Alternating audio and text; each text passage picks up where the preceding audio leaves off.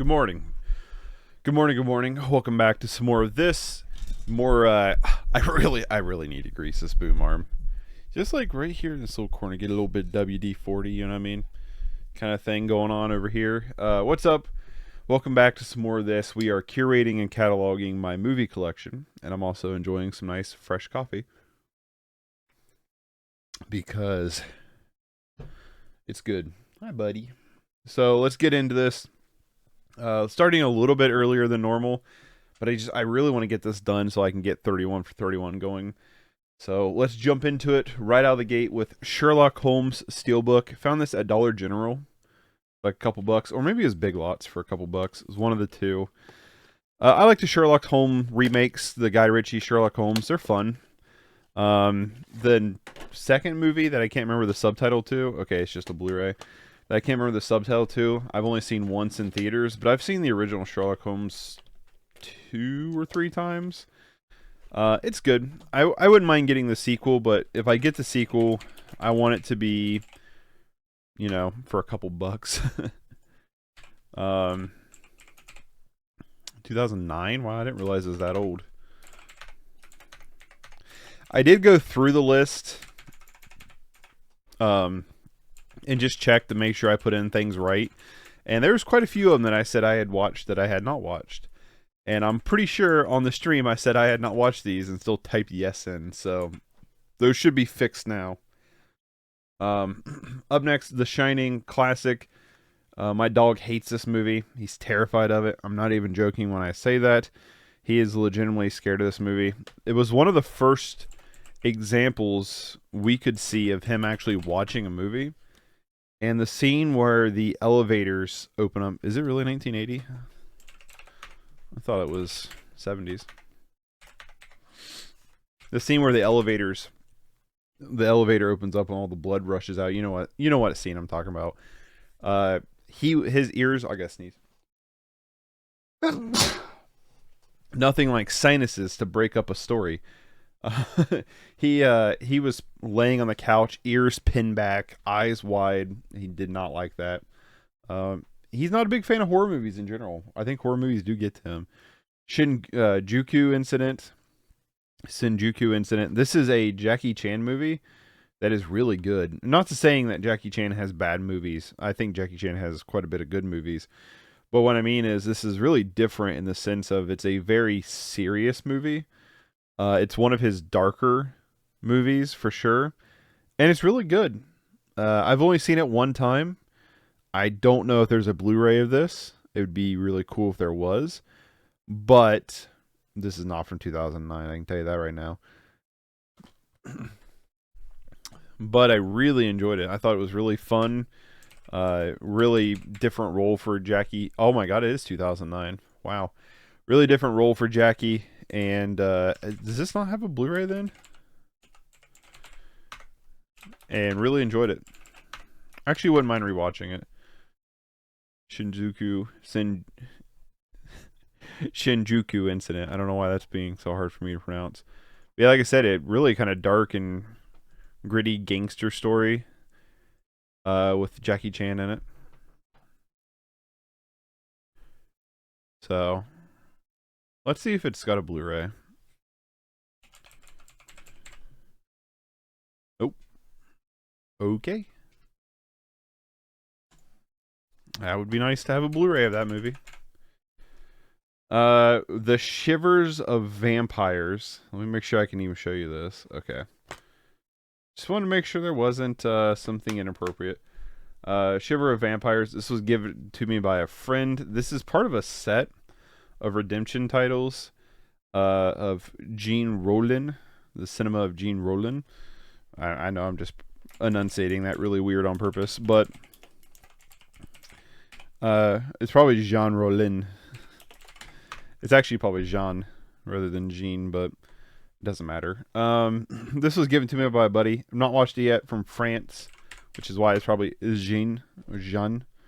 Not watched this yet, but he said I would probably really enjoy it. And there is a booklet that I'm not going to show you. It does seem like halfway decent.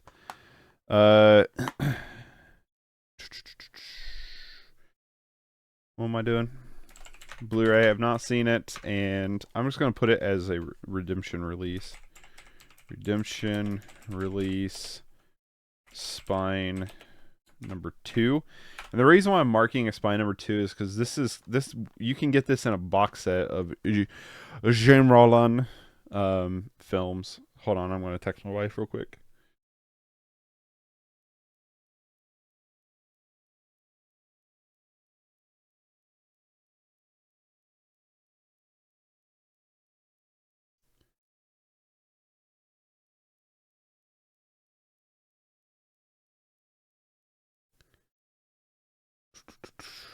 All right. Moving on, we got Shivers, early David Cronenberg. Is this David Cronenberg's first film?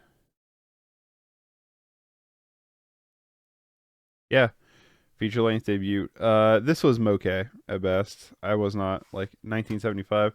I was not like blown away with this by any means. Shivers, 1985, Blu-ray, yes. One, Vestron, video with slipcase. Real quick, do you have...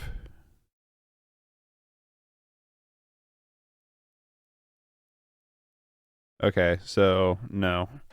What about Shivers? Okay, no. Let me look this up real quick.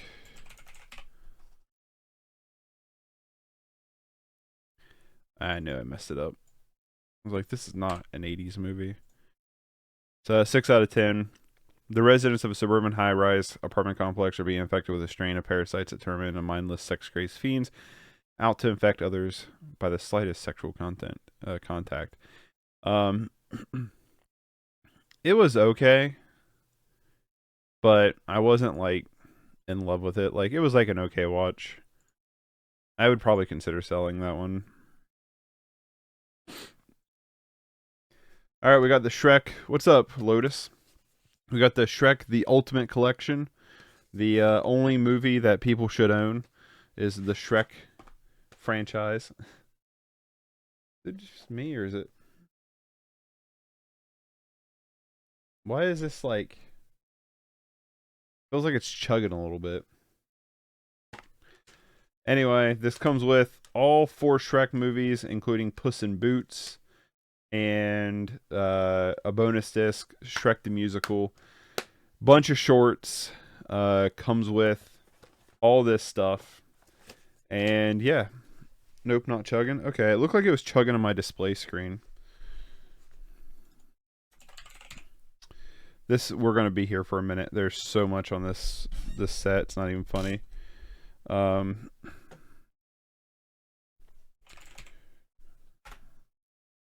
I think Shrek 1's a classic.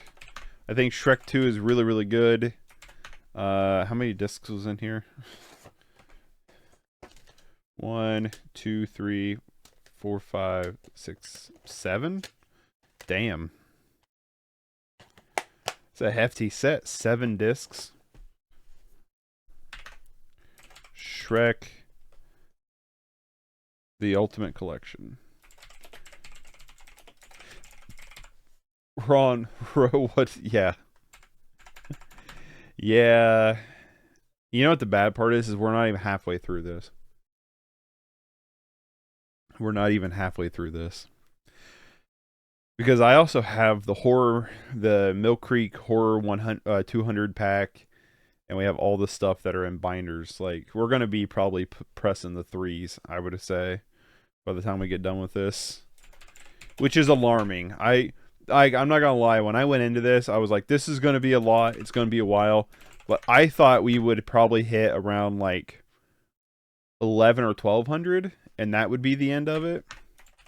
But the fact that we're still going as strong as we are is... I mean, it's a little concerning. I definitely have a problem. And my solution is just more movies. You know what I mean?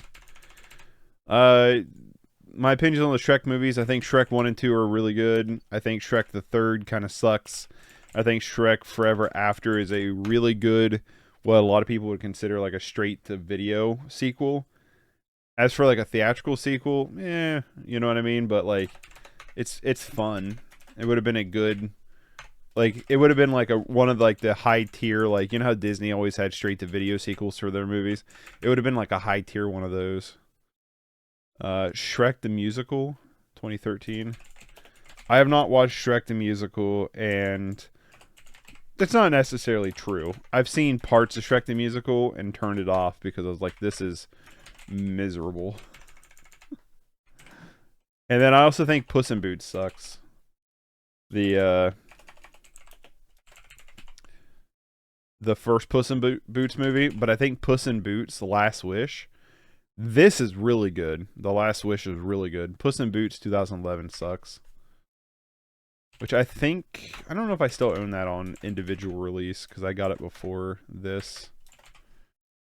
But we also have all the short films. That's another thing is like I'm including, I don't have, we haven't went through 1,112 spines, but I am including movies I own, including short films and stuff like that. So there is a little bit of, there's a little bit of like leadway on that, I guess, if that makes any sense.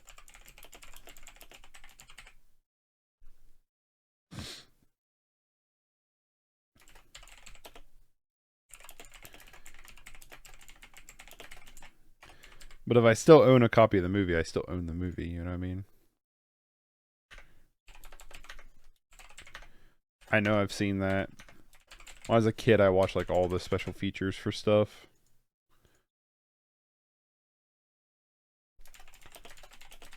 The Far Far Away Idol is really fun.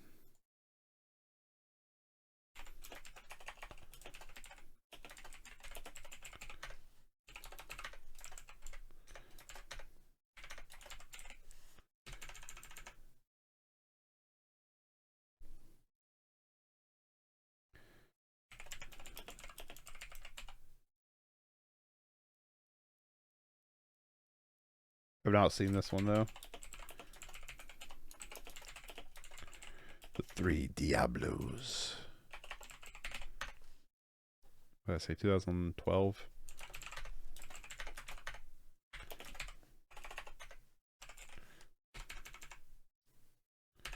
I'm just gonna say Shrek Ultimate Collection instead of being like on, because it's its own bonus disc. The Ghost of Lord Farquaad.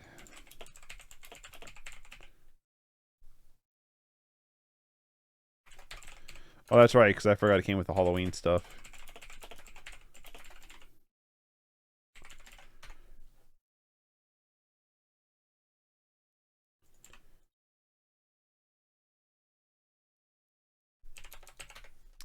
That was in 3.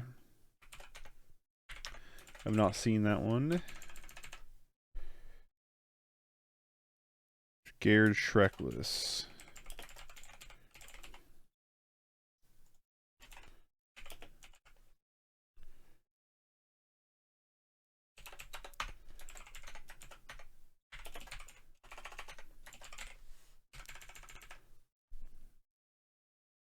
There's a lot of short films on this one.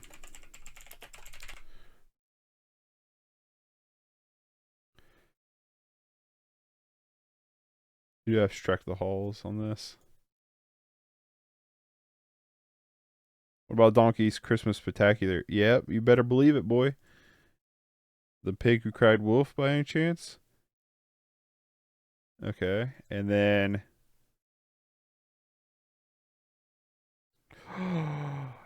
it doesn't come with Shrek's Thrilling Tales, though. Or did I miss it? It doesn't. Shrek's U-Log is the last one. Or Swamp Stories. Shrek's U-Log. I don't know why. I can't spell stuff. What was I on? Shrek Thriller Night.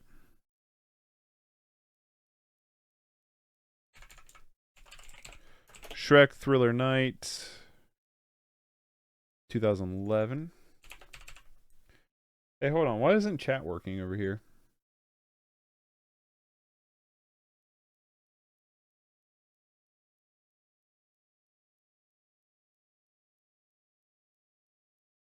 Huh.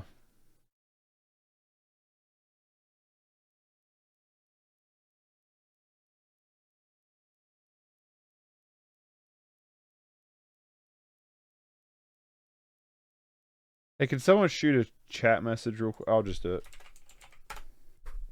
Okay, now it's working.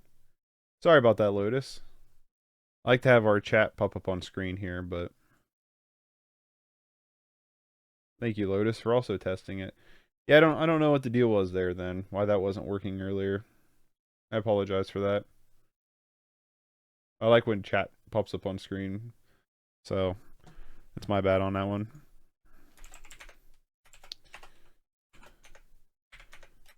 I'm not seeing all these Shrekies.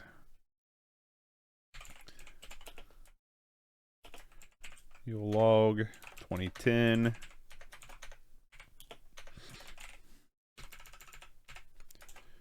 Shrek the Halls 27.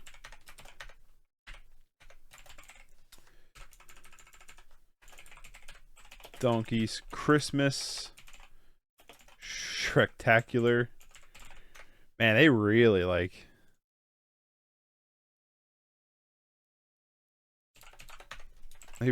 milked this goose, haven't they?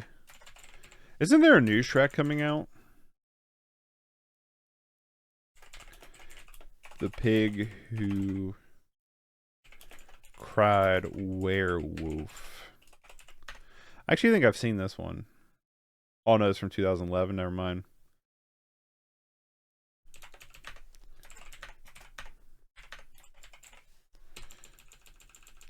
Alright, that Shrek set is done. Finally.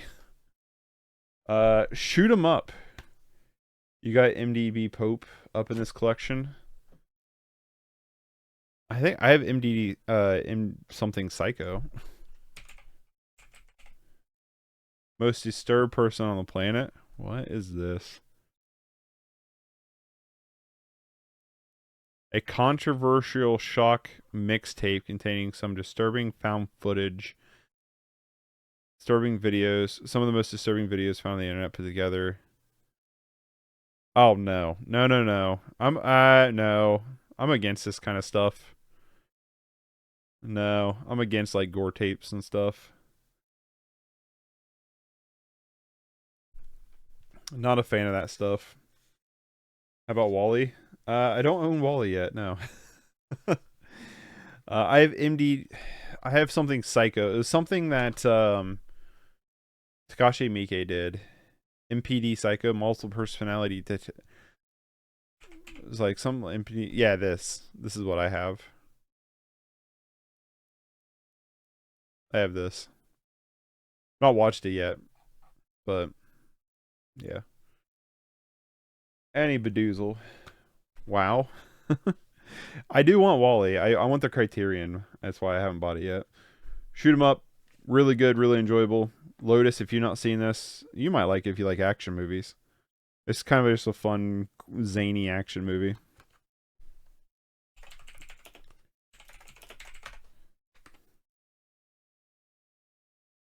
Yeah, in terms of like the gore tapes and stuff, like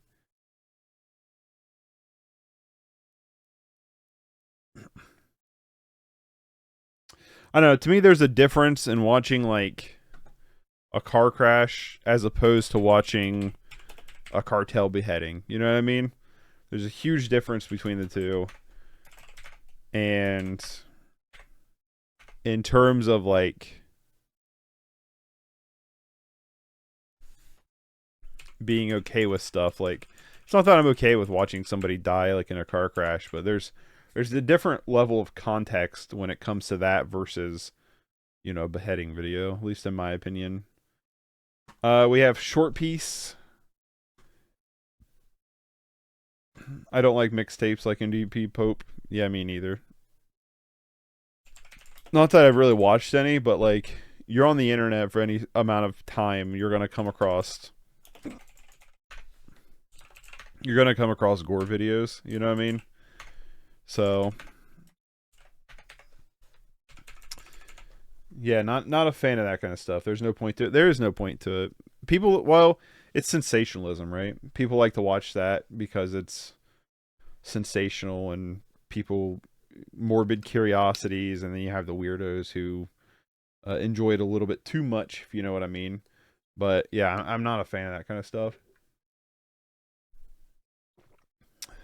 Um, but short piece, cool. Japanese anthology movie. It's basically, I think it's four short films where, if I remember correctly, two of them are really good. One's meh, and the other one's kind of meh. But yeah, short term 12. Not watched this one yet. Found it at Dollar Tree, but I've heard great things about the movie. I just haven't got around to watching it yet. Um, it's not really in the best of shape. Like, it's definitely looks like it's been sat on a couple times. But I found it at Dollar Tree, so sometimes you can't complain about the price of things. Okay, I gotta look this up because it does come with the original short film. This movie is from, I think, 2013. Short Term 12. 2013, 2018. Okay.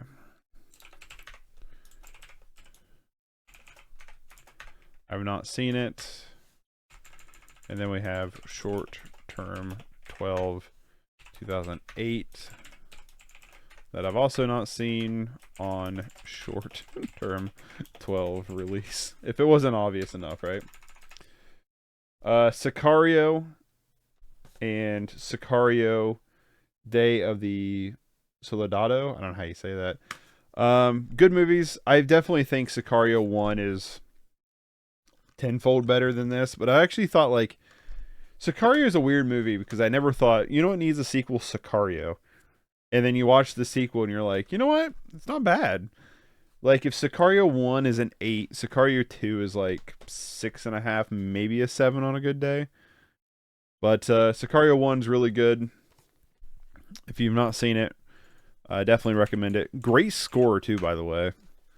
Not only does it have great cinematography because it is Roger Deakins on the camera, it's also directed by Denis Villeneuve, or however you say his French Canadian ass name.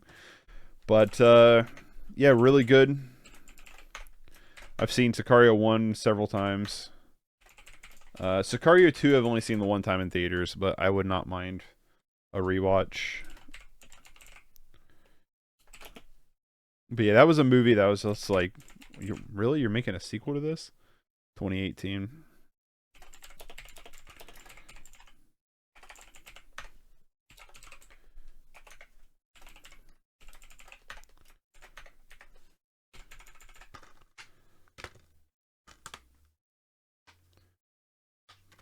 All right. Silence, the Marty Scorsese movie, really good. This is actually one of them I would not mind rewatching. Love Martin Scorsese, one of my favorite directors of all time, and really excited for his new movie, like the Flowers of the Killer Moon or something like that. I think this is 2016, but I can't find a date on the back. Yep, 2016.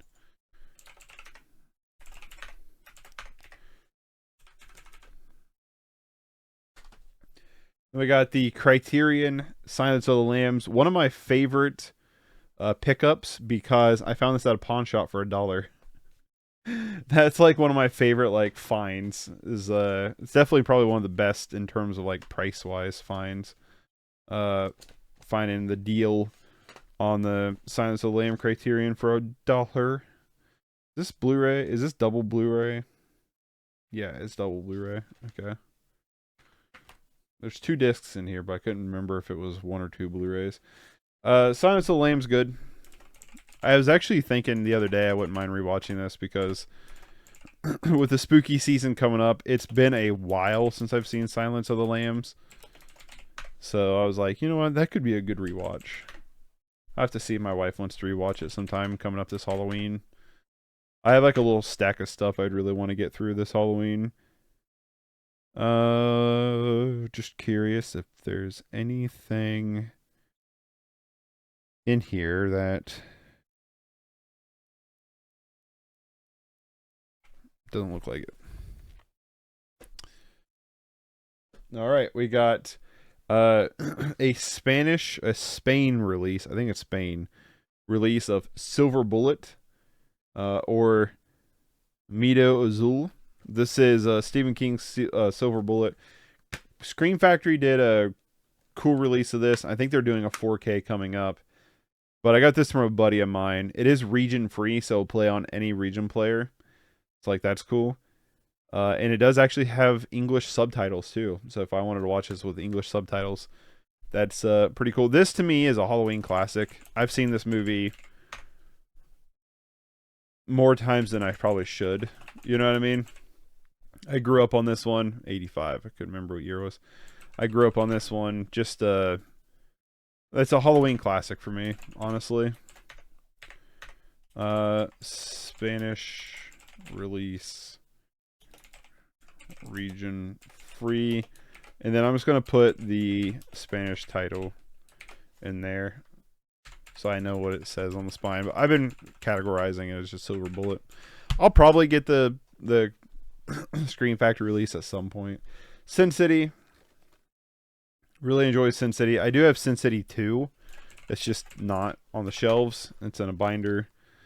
And the box is in storage. The case is in storage. So, where is... Why can't they just put years on things? I think it's like 2005, right? Oh, damn. Right on the money on that one. Let's go. I like Sin City, though. It's good. Let me put these up. And we'll get back to it. My Halloween classics, the original Fright Night. Me too. So, like, if I would consider my, like, Halloween classics, it would have to be, like, Silver Bullet, the OG Fright Night. Those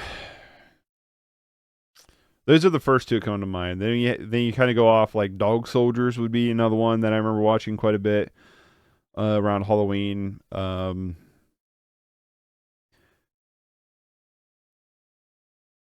Yeah, the Texas Chainsaw, the original Texas Chainsaw. Although that one didn't become like a Halloween classic for me till later. But yeah, the original Fright Night, Silver Bullet. Man, I am forgetting one, but I can't think of what. Blade.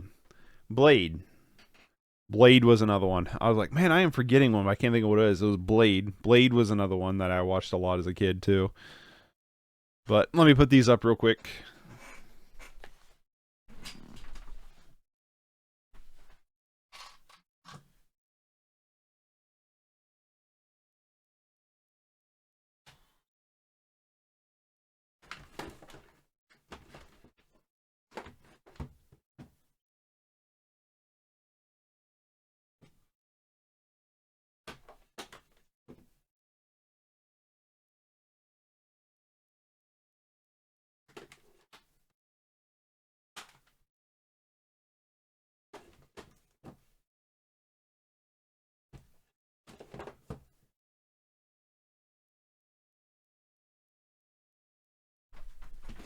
All right, moving on. Like 30 Days a Night. It's become an annual watch for me. Oh yeah, 30 Blade is good. It is. 30 Days a Night's really good. Yep. We've already went past that, right? Pretty sure that's on the shelf. Yep, 30 Days a Night. Number 7. Jesus Christ, let's scroll down to here. Yeah, 30 Day Night's good. It's not an annual watch for me, but I've seen it a couple times. The Sinful Dwarf, this one's going to be sold. This is about as pointless as a movie comes, in my opinion. It is a triple X movie, but not really, but kind of. I don't know how to explain the Sinful Dwarf. There's two versions of this film on this release. There's the triple X version, and then there's the... Is it just rated R version?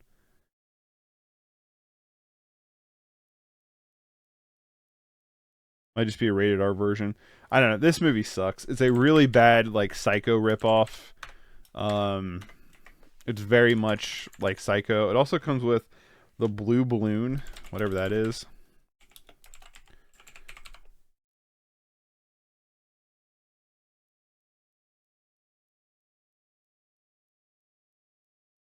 $73 on the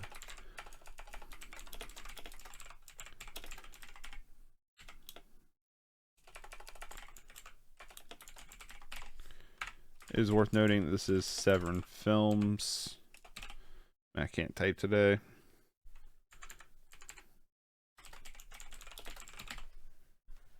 But yeah, this movie sucks. It can be sold. Just insanely boring.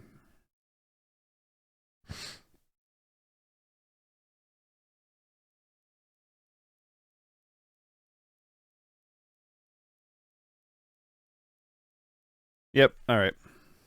Just seeing what else special features on there.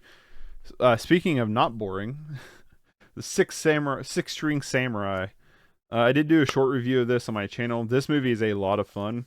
It is a honky tonk wasteland rockabilly movie. I don't know how many trigger words can I say in one thing.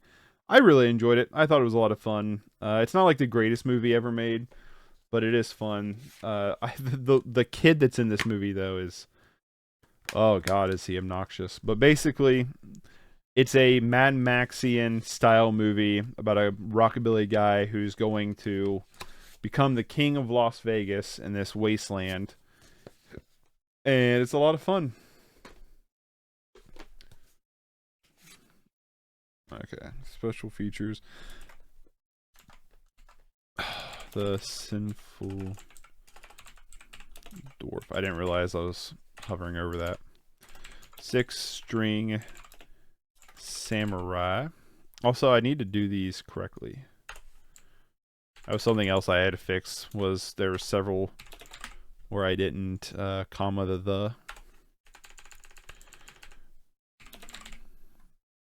I should probably highlight the ones that are on the special features, right? If I plan to get rid of it. This is the 4K Blu-ray release to Vinegar Syndrome.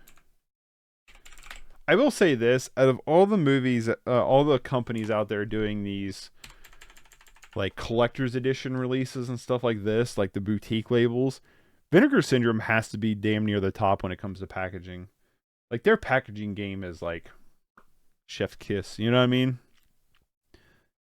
Like they're so good.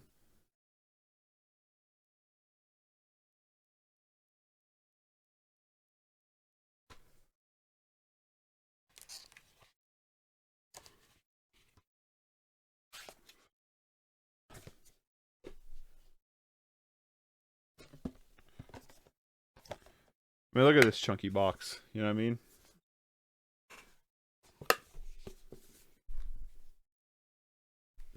You can murder somebody with that. The Skycrawler is really good. This was in last year's 31 for 31. If you've not seen the Skycrawlers, highly recommend it. It is, if I remember right, it's by the director of Ghost in the Shell. And it is not a super fun movie by any means. I think this is 2006, but I can't find it on the back. 2008, never mind.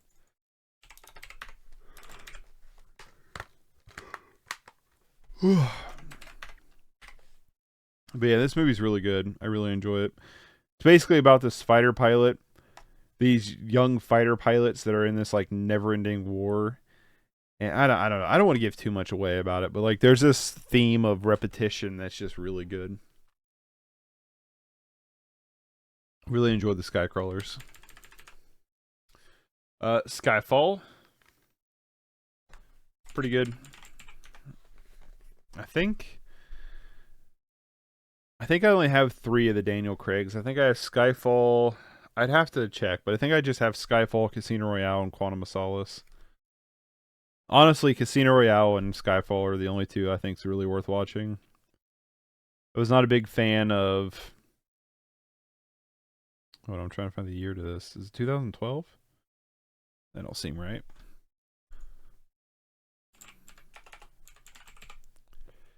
Okay, it is. I don't think I can't Spectre or No Time to Die or something like that. I don't think either of those are worth watching. Slacks, the movie about a killer pair of jeans. This movie was a lot of fun. I don't know if there's a Blu-ray to this or not, to be honest with you. If you've seen the movie Rubber, then you kind of know like what's going on here. You know what I mean? I think this is a 2021 release. It's about. I think this is more fun than Rubber 2020. I think this is 2021 though. I think this is more fun than Rubber. It's like an hour and 17 minutes, so it's like super quick. But yeah, it's goofy.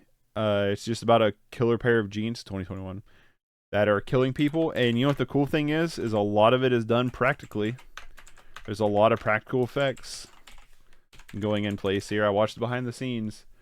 Like there's a good amount of like practical effects happening here, and it looks good. Yeah, Slacks is fun. Slacks is worth a watch. Sleep, the Arrow release. I have not watched this yet, but it is on my list to get to, especially before I make my best of 2021 list, which I know that's when this came out. If I remember right, this has a bunch of stuff with it. Okay, it just has a poster with it. Never mind. It does come with a poster, but I had the limited edition Arrow release with the Slippy. What special features do you got for me? You know what my goal in life is I want to make a video essay on a movie and it be included as a special feature, like in an edition like this. That's what I want in my life. That's what I want to happen.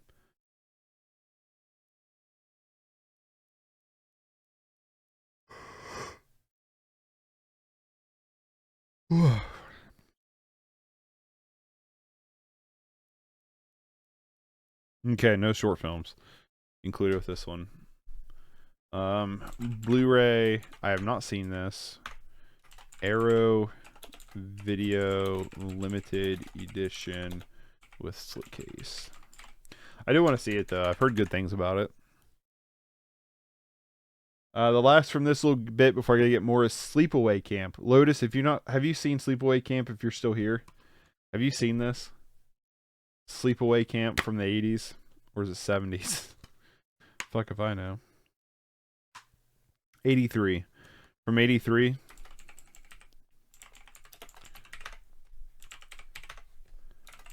Because boy howdy, I would super recommend this movie.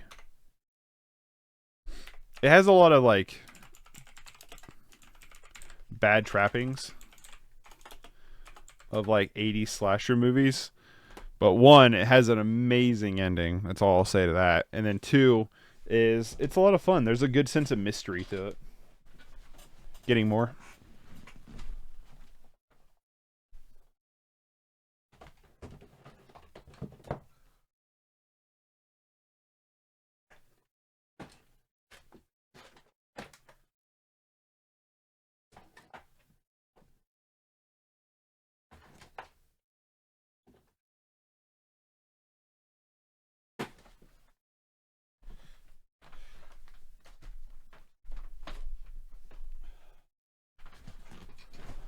Let's just start with this. We have a childhood favorite of mine, Small Soldiers. I've seen this movie more often than I haven't seen it, I guess. Grew up on this one. This was one that was always in our VHS player as a kid. I loved this movie as a kid. Had several of the toys as well that I wish I would have kept. And this was one that I had never bought on DVD because I just waited for this to come out on Blu-ray, and it finally did, and I pre-ordered it when it was announced.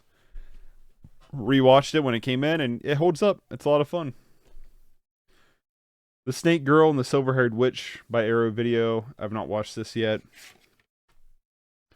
Looks cool, though.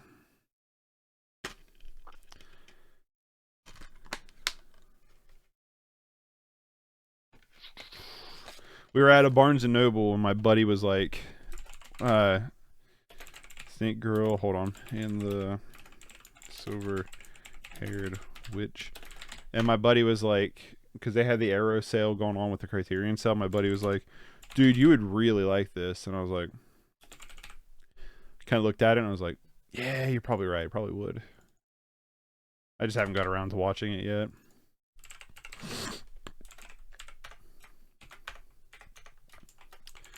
Hero video with slipcase.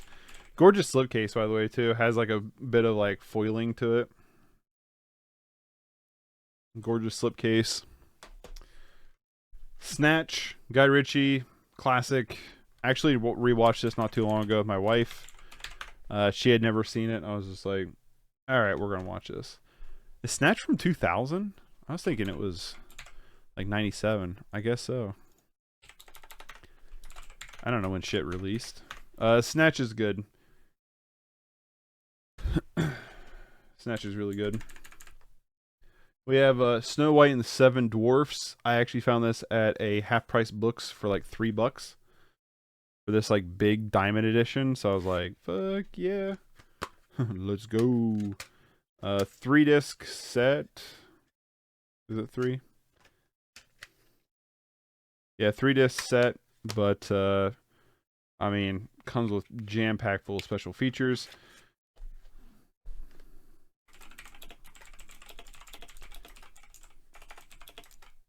And the 7 Sinful Dwarfs.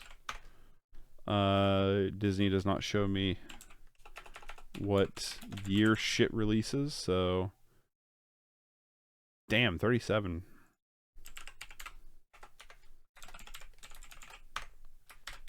It's been a long time since I've seen it, but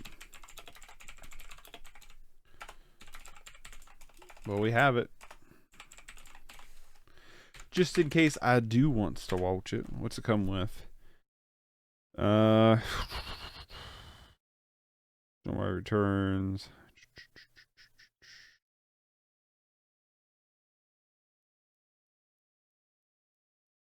That's surprising that it doesn't come with any short films, or at least if it does, it's not labeled that it does. That's interesting. A classic, Snowpiercer, Bong Joon-ho.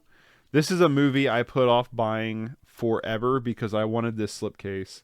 And I waited and I waited and my preservations paid off because that is a cool slipcase. I think this movie's fantastic. I think it's really, really good. It's a 2-disc set. I've seen it a couple times. This was a cool experience because this was a movie that I saw in theaters at the Art House Theater before it kind of went to shit.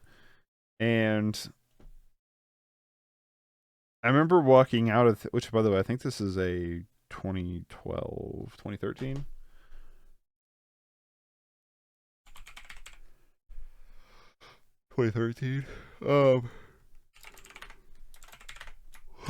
Excuse me. But I remember walking out of the theater and going to the restroom, and like 2 other guys that was in my theater followed me in, and they beat me up and took my lunch. I'm kidding. But like in the restroom, everybody just started talking about the movie, which I'm not a big fan. If I'm in the restroom, don't talk to me. I got business to attend to. But they started talking, and like it was just like divisive because I love the movie. The one guy hated the movie. The other guy was like, I really liked it, but man, it was kind of weird. And it's like, it's not really that weird. Like, have you not watched sci-fi movies? But I don't know. It's like a core memory. The Snowtown Murders. Personally, Lotus, if you're still in here, if you are going through an iceberg movies, to me, this is in my probably top 10 of most disturbing movies of all time. Now, granted, I understand what I find disturbing is not what everybody finds disturbing. I believe this is 2011. The Snowtown Murders. Yep. Not what. By the way, can we get a Blu-ray of this in the U.S.? I I know what I find disturbing. Not everybody's going to find disturbing. I completely understand that, but at the same time, like, I think this movie is really disturbing. Um, I love it. I think it's fantastic. It's incredibly well made. Very good, great performances, beautifully shot. Justin Kurzel, I think, is a really good director. Um, who doesn't get the love he deserves. I think he's super underrated as a director. Has he got anything new coming out?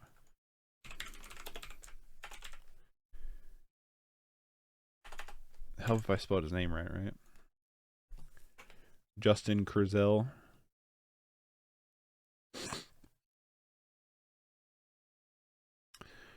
The Arrow, The Deep Death, Mourning, The Order. He's got a lot of stuff going on. Put in The Order in since it's in post production. What's this about? A series of bank robberies and car heists frightened communities throughout the Pacific Northwest. A lone FBI agent believes that crimes were work of traditional financial motivation criminals, but a group of domestic terrorists. Ah, look at this cast. Mark Maron, Nicholas Hoult, Jude Law, Ty Sheridan. Yeah, I'll be definitely on the lookout for this. Oh, we got some like behind the scenes stills.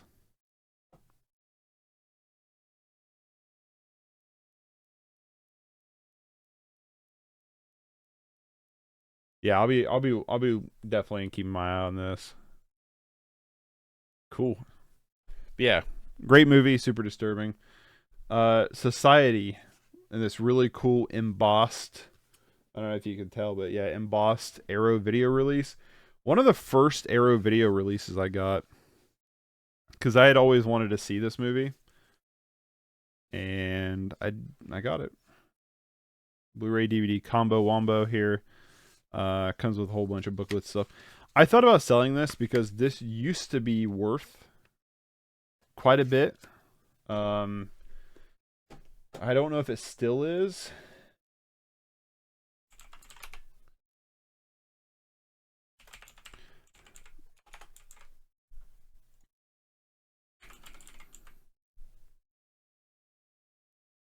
Hold on, let me do this first. Arrow video embossed edition. I don't know what you'd actually want to call it, but Society.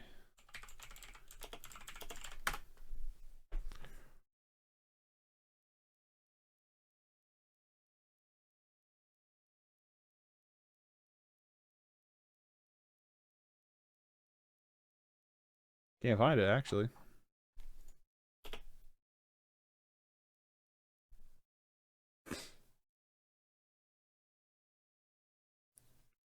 $85. 70 bucks.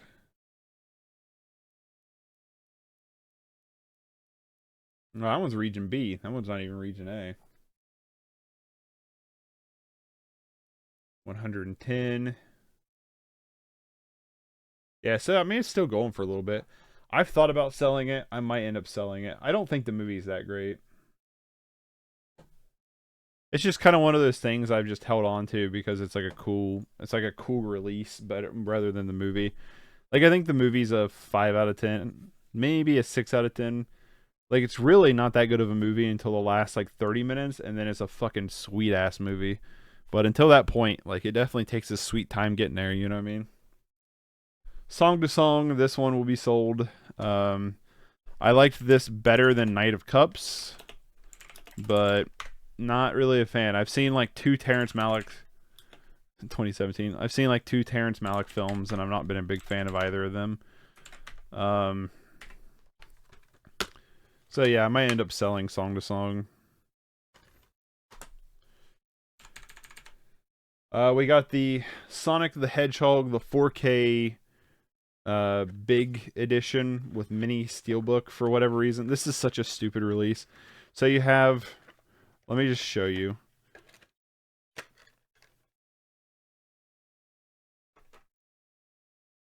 So you have this comic book, whatever. You got these little like postcard things. But you have the regular case, right? Like you have the regular movie. But then you have, if I can get it out, you have the mini steelbook. That's the digital code. It's like, okay. Why include both? So, unpopular opinion, I guess. I think these movies suck. I think the Sonic movies are really bad. And I'm going to be doing a video on them, why I think they're as bad as they are, in the future. So I wanted to make sure I got the biggest editions possible so I can go through as many of the special features as possible before I tackle this adventure.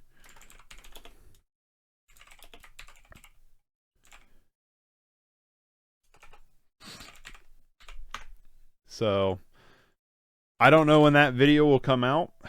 I just know it's going to be a chunky video because I think these movies suck and I got yelled at for saying they suck. So 4K mini steelbook collector's edition, I guess. And then we have Sonic the Hedgehog 2 steelbook, Best Buy exclusive steelbook, 4K. That is honestly a pretty shitty looking steelbook.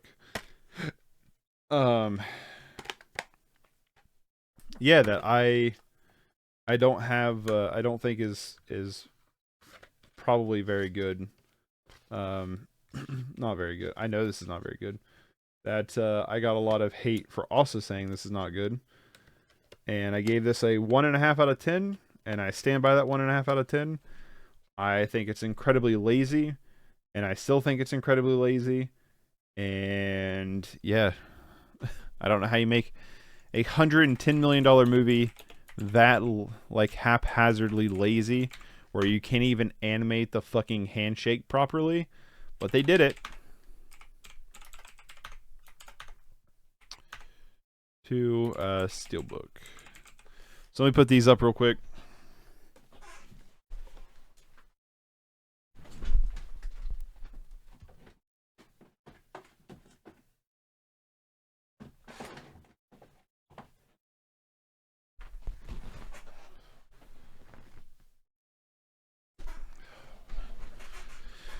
Moving on to Sound and Fury. I've not watched this one yet. I think it looks really good.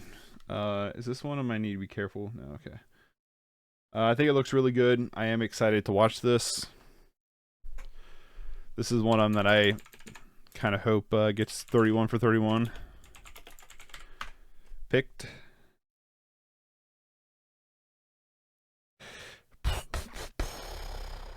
What year are you from? 1988? Does that sound right?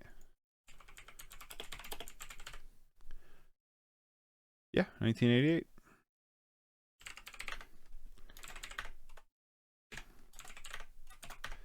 Not seen this one. This is from Altered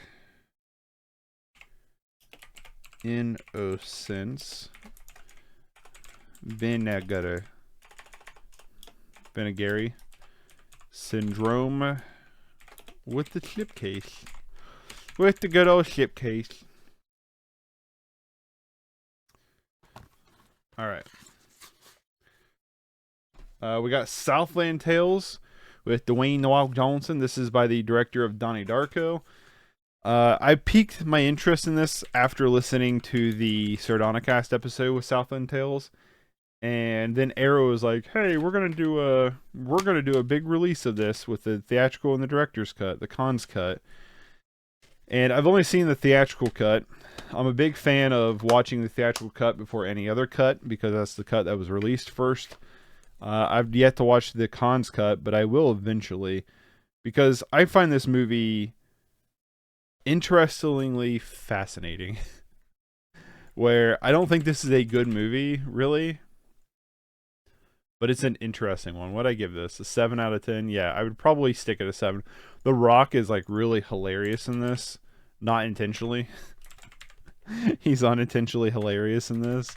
Arrow Video Limited Edition with slipcase. But yeah, I would like to actually rewatch this. I mean, I would watch the Cons cut, but yeah, I don't know. I found this to be, and you know what? It is like a 3-hour movie, right? Well, 2 hours and 25 minutes is how long this movie is, and it, to me, flew by. Like, no joke. Like, it went whizzing on by because you just gotta watch it, man. Like, I don't think the movie's that good. Like, reality is probably more of a 6 out of 10, but like, there's some wild shit in there that's just like crazy if you actually like watch it. Like, I mean, just look at some of these screenshots as I just scroll through a little bit. Well, just a lot of people smoking, I guess, but didn't really give a good example, I guess. There's just a lot of weird shit happening in this movie. Soylent Green, this is a movie that was recommended to me by a buddy. I have yet to watch it, although I know he absolutely loves this. I also like Charlton Heston. Charlton Heston. The dude from fucking Planet of the Apes. It's that guy. I do like him as an actor, so. Not watched it yet. I would like to, though. Just haven't. Southland Tales didn't come with short films, right?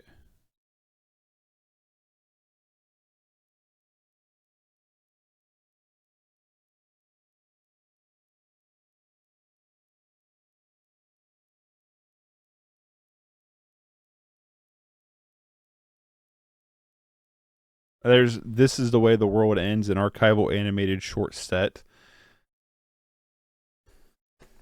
Let's have its own IMDb credit.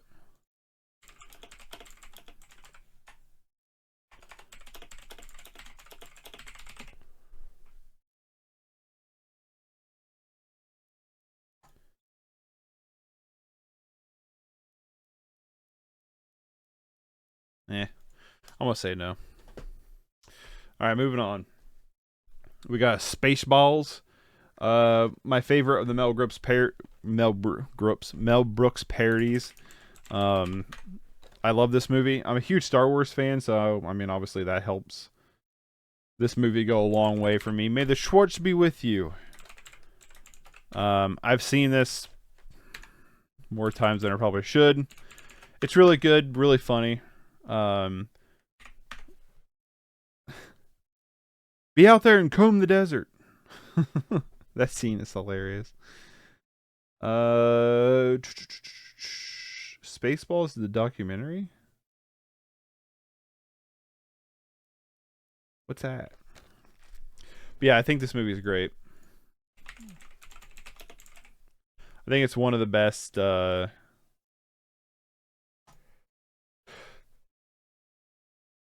include it. Well, it's just a behind the scenes, right? And they're just calling it a documentary. I don't know. By the way, Mel Brooks is like 1,000 years old, and he's still doing stuff, by the way. He's literally almost 100 years old. And he's still doing stuff like today. That's crazy.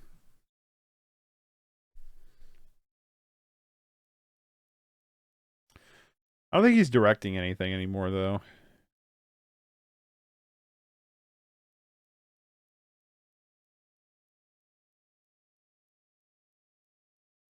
Anyway, yeah, Love Spaceballs, one of the best parodies ever made, in my opinion. Space Jam. Talking about another movie I grew up with as a kid. I have rewatched this since being an adult. We rewatched it before Space Jam 2 came out, which, by the way, Space Jam 2 is abysmal. Right? It is so bad. But we did rewatch this beforehand, and it definitely doesn't hold up quite like nostalgia wanted it to. But it's not horrendous either. It's definitely still watchable. I would definitely think if I didn't see it as a kid and I watched it now, I would think it's really bad. But you know, I grew up with it, right? Speed Racer. I've not watched this yet. This will be a screen to console at some point episode, is what I would like for it to be. There's a DVD game. What? This included its own game? That's wild. I've heard weird things about this movie. I've heard some people love it. I've heard some people hate it. I watched the Sedona Cast episode on it, and that made me a lot more interested in it. But yeah, so at some point, I'm definitely going to be watching Speed Racer 3. Hold on, did I put Southland Tales 2 discs? Okay. So yeah, at some point I'll be watching Speed Racer, but I don't know when that is. Next up, we got a huge chunk of Spider-Mans, of the Spoodermans. I do have Spider-Man 3, but I think it's in a case.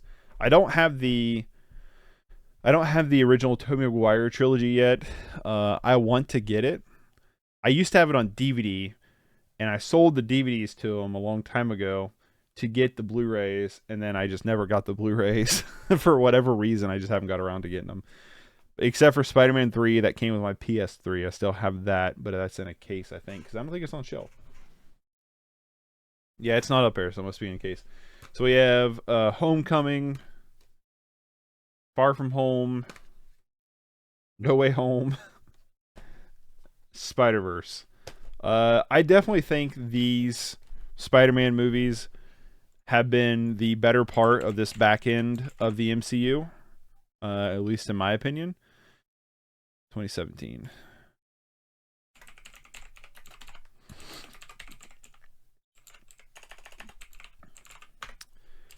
At least in my opinion, they have been. They've been the better back end of it.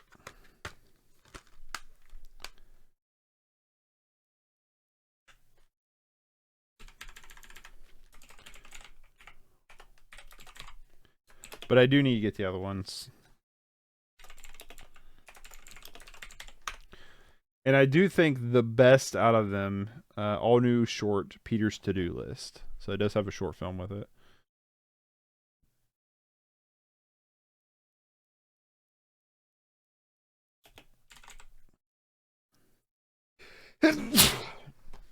Excuse me.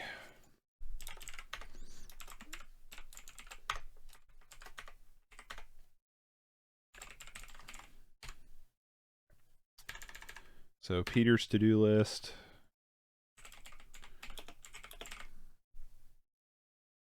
$2019.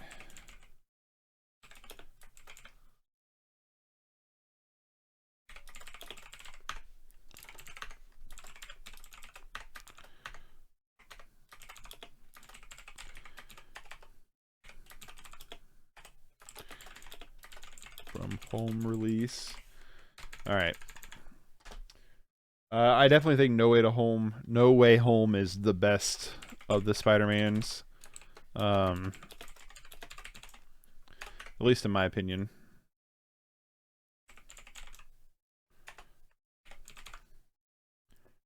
What year is that considered? 2021? Oh, wait. No, I got the 4K, baby.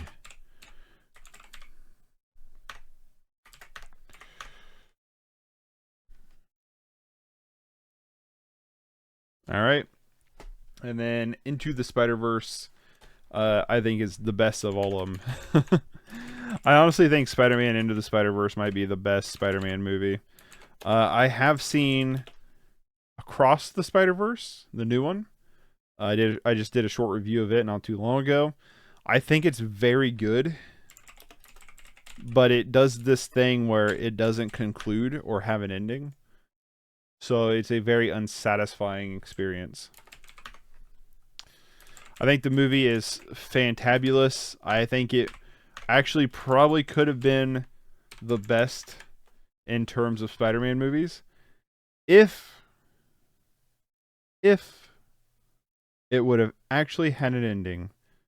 But they didn't, because they were like, hey, guess what? We're making a sequel.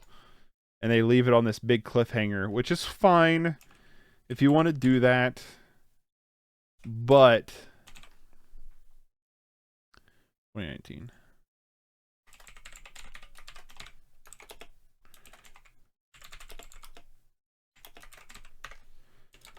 Yeah, that's fine if you want to do that, but you should probably still have, in my opinion, like it's the same excuse that I have with, I mean, same complaint I have with hold on. My brain can't multitask today apparently.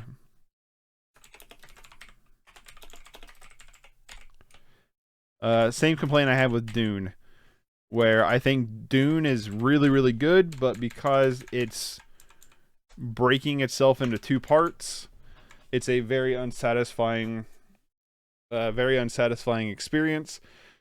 So my opinion of Dune will probably be a lot higher when Dune Part 2 comes out, and you can watch the thing as one experience. And maybe the same thing will be said about Spider-Man, but leaving on that cliffhanger is such a bullshit ending. Movies should be able to stand on their own. It's fine if you want to leave it open for a sequel, but like to literally just have, the problem is with Spider-Man Across the Spider-Verse is it's literally just like the first part of a movie. You know what I mean? It feels like the way that even the acts are structured, it doesn't feel like it feels like you're just getting into the climax of the entire film, then the credits scroll and you're like,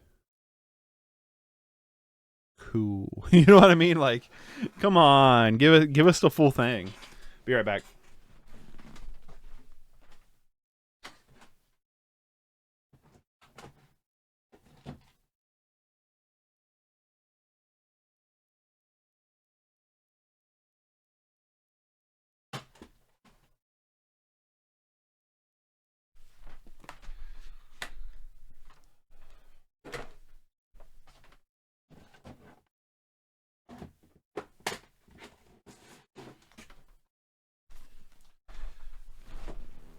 All right.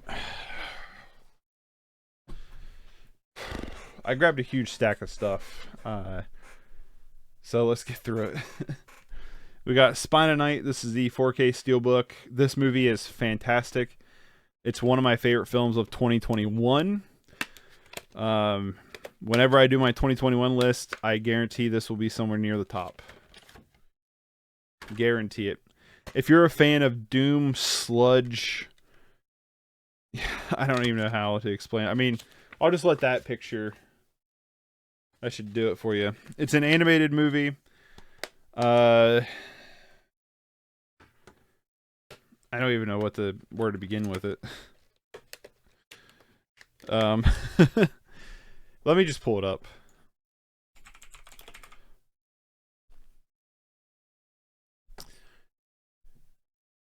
I gave it a 9. I'm still probably sticking at a 9. I've only seen it once so far, but I definitely want to watch it again. I mean, just look at some of this animation. It's brutal. It's kind of a transcend time kind of movie. Yeah, I don't know how to explain it. It's wild. An ultra-violent epic fantasy set in a land of magic follows heroes from different eras and cultural battles against malevolent force. Yeah, there's basically like this like ever-ending war of good versus evil that's like trugged through this story. I don't know. It's really good. Really like Spine of Night.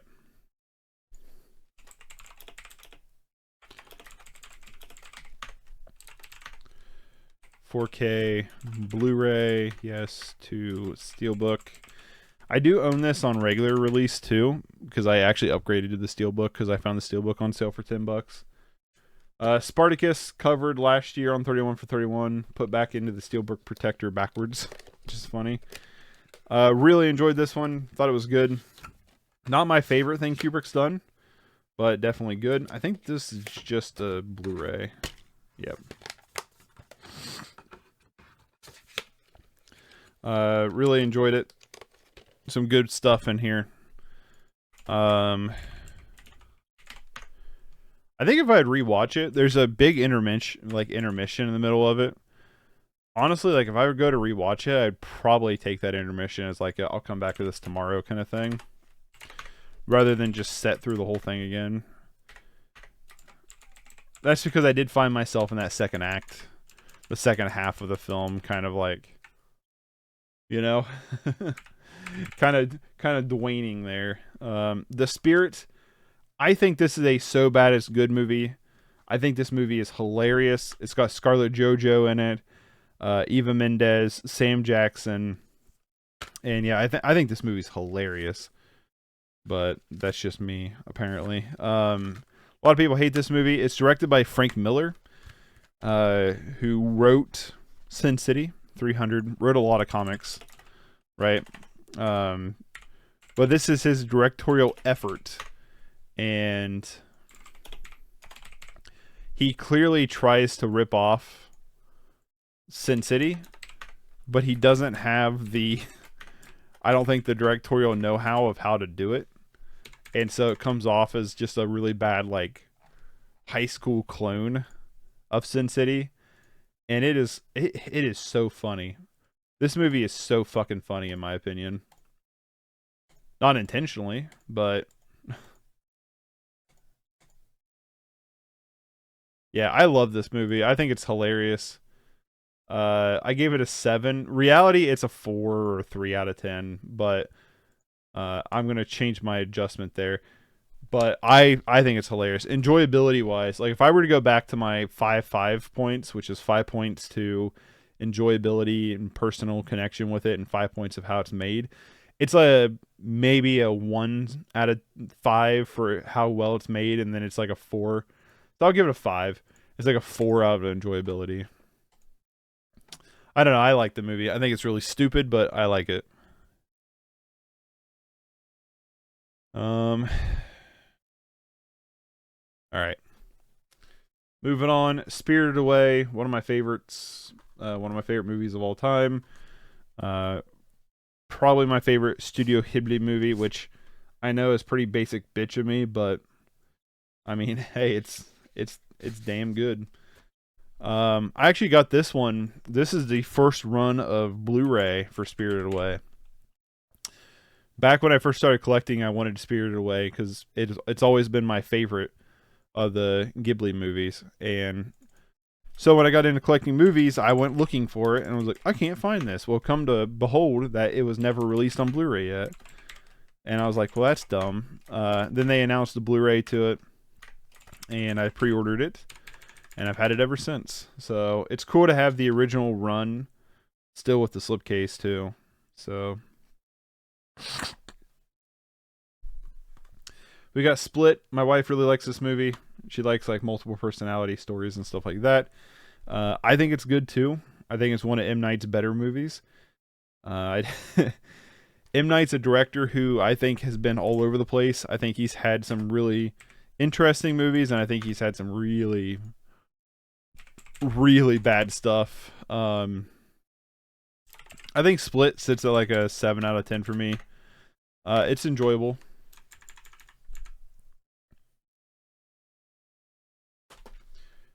We got Spring from Draft House Films. A really interesting movie. If you've not heard of or have watched Spring, it does come with this in between. There's a tagline. Let me find the tagline because I thought it's a good Love as a Monster. It's basically about this. I can't remember if he's vacationing in Italy or she is. Somebody's vacationing. It's been a little while since I've seen this. Somebody is vacationing, and they I guess maybe it's not Italy. It just says an American fleeing to Europe to escape his past. Yeah, Italian coast. Haha.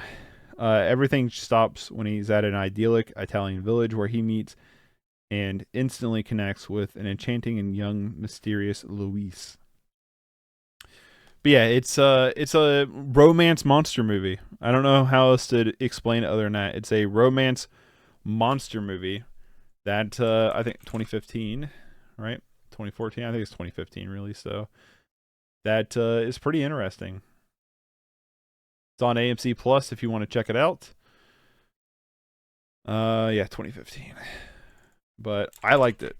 I thought it was good. House Films. With it being Draft House, I wonder how much it's going for. Draft House Films went out of business. So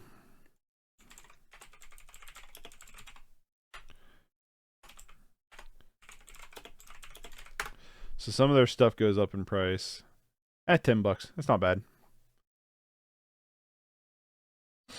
Some of their stuff is crazy, some of it isn't. Speaking of spring break. Spring break forever, y'all. Spring Breakers. Really enjoy this movie. Harmony Korine is a wild man when it comes to directing. I think this is his best movie. I don't know, honestly, if he's ever going to top it, to be honest with you. If I'm going to be 100% honest with you, I don't know if he's ever going to top it. I've seen Spring Breakers a dozen times at this point. It's very good. Very influential to me as a wannabe filmmaker. I just really, really enjoy this movie. I just like the style of it. I like the way Harmony Korine handles the direction of it. I like that the tone of the film mimics Spring Break through its... Oh no, I just spilled coffee on my hoodie. Oh, damn it. Through its like dreamlike, idyllic nature of being like, you know, it's this magical, mysterious, dreamlike place, and really it kind of just sucks shit. And yeah, I don't know. It's well done. If you've seen Spring Breakers, I feel like it's very divisive, but for me, it really lands. Stalker, I want to see this really bad. This was on my to get list on Criterion for a long time. Finally got it, and yet to watch it. This is one that I would love if it gets picked on the 31 for 31 random pick. Really interesting movie. It basically killed several of the staff and director. It's not funny to laugh at. It's kind of unsettling. Cinema Tyler has a really good video on YouTube about this. I've praised it a couple times, but it's a really good piece of information of the production of this movie. Speaking of which,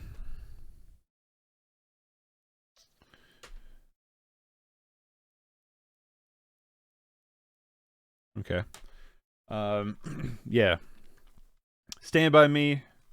Really love this movie. It's a classic in my opinion. I like those Stand By Me. I like those, like, I don't know what you want to call them, like childhood memory stories. You know what I mean? Like, it's very Sandlot-esque, where, you know, it's about these kids that they remember a time. It's typically told by a narrator who is older now. They're reminiscing on this story that they had from their childhood. I like those kind of movies. I think Stand By Me is better than Sandlot, personally, as a movie. But, yeah, really good. Really good stuff. The Stanford Prison Experiment. This is another movie that would go on my list of disturbing movies that I don't think a lot of people would. I think the Stanford Prison Experiment, the actual true story of it, is very interesting. It's a very interesting idea and concept. It kind of shows how fucking wild humanity is. You know what I mean? It's a very, very interesting story. If you've not heard of the story, I really recommend checking it out. As for this movie, I think this movie is really good. It's very effective. I find it very disturbing.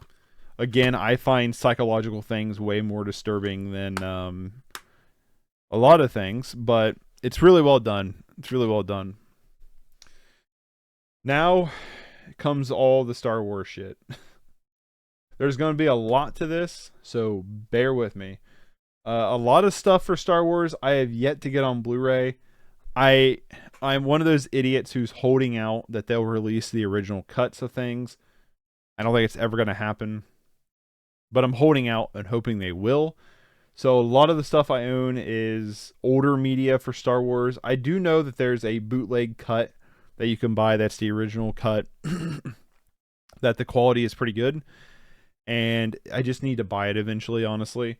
But for right now, this is what I'm doing with Star Wars, and I do own some of these on VHS tape as well, but a lot of these I will upgrade at some point in time. I just don't know when. But we have, let's just go through these one by one. Star Wars Episode 1, grew up with it, have some nostalgia for it. I think, personally, the, let's see, how are we going to label these? Star Wars. Let's just type in Star Wars, see what pops up. A ton of shit. Okay, we'll label them this way.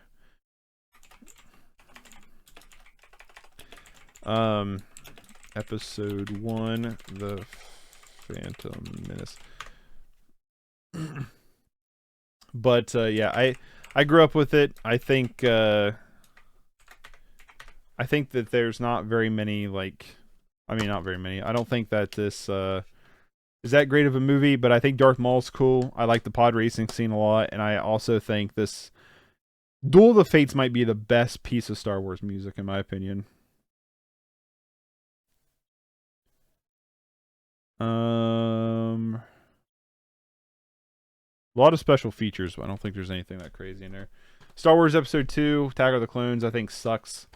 I legitimately think this is a bad movie. 2002. This is easily the one I've watched the least of.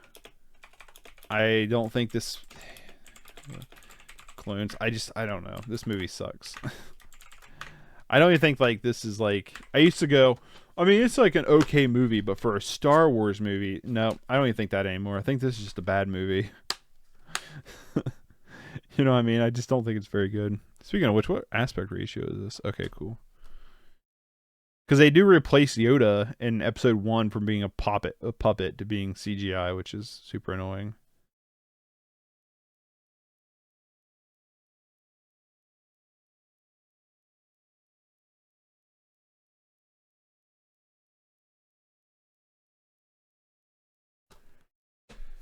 Okay, Episode 3, I think in terms of the OG trilogy is probably the best of the three. Has some really good moments. Also has some really bad moments. Some very frustrating moments, but in the most part, also pretty good. I think this is 2005, right? Yeah.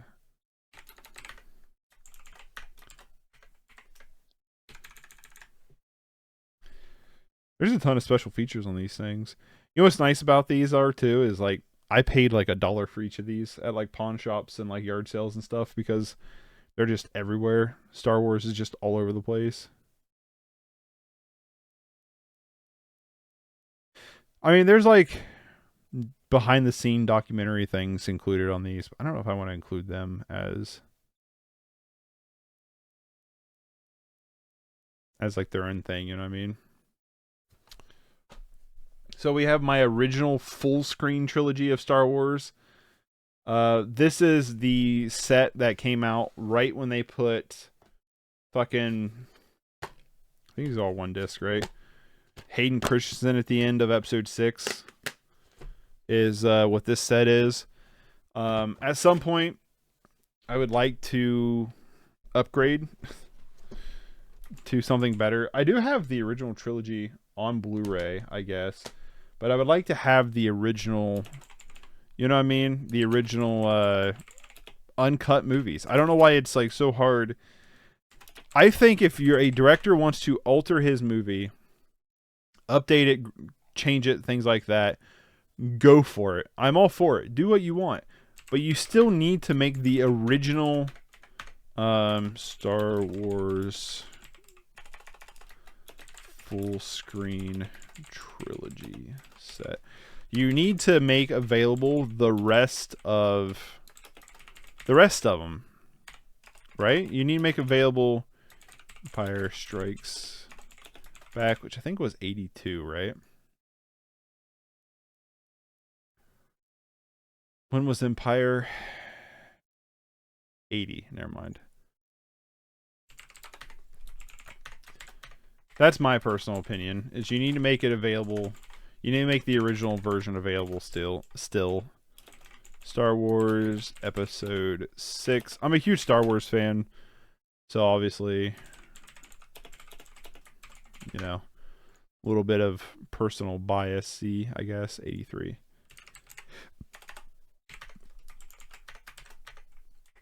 but I do wish that was the case. We also have Star Wars trilogy bonus material. This is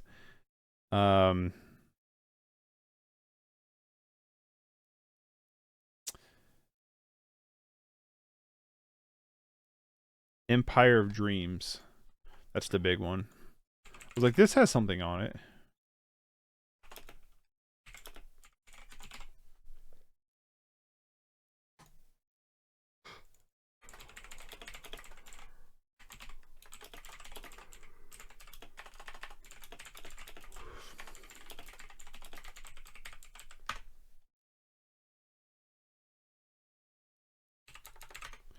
I was like, one of these is like on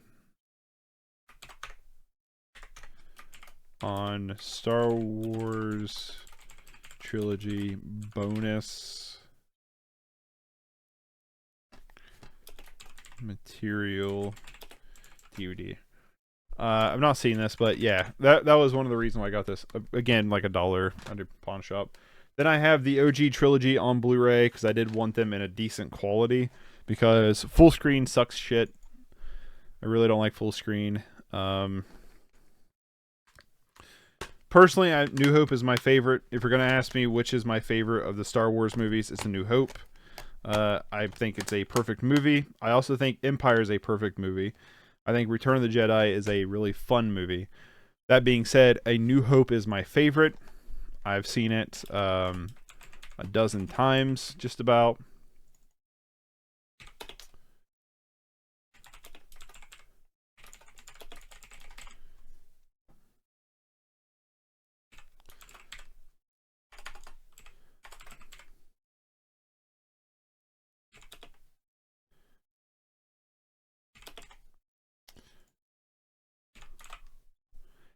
All right, cool. But yeah, so New Hope would be my favorite of the bunch. Let me put this stack up first because this is getting to be a pretty big stack.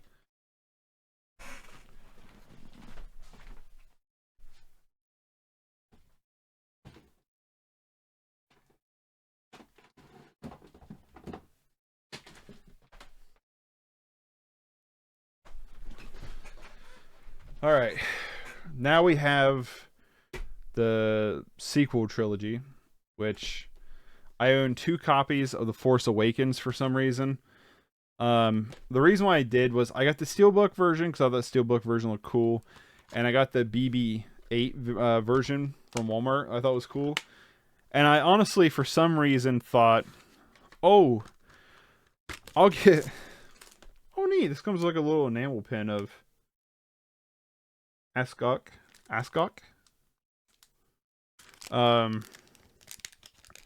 But I honestly thought like one of these would be worth something after a while, and newsflash, neither of them are worth anything.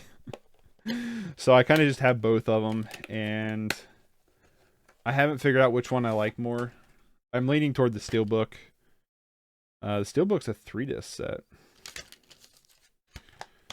But yeah, so I don't need both versions, but I have both. How's Force Awakens put on here? Okay, so it is episode 7. Sorry, did I do this wrong? It's episode 1, 2, 3, 4, 5, 6. All right, Star Wars episode 7, The Force Awakens. And I like The Force Awakens. I gave it an 8. It'd probably lower it to maybe a 6 or a 7. Just because it's the same fucking thing.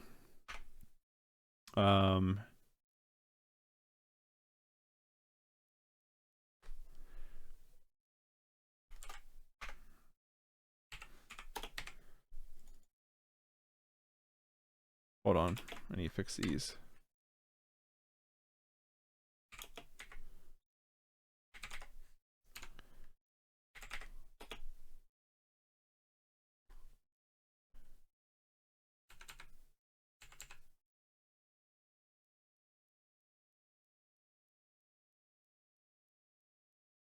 So what's happening here?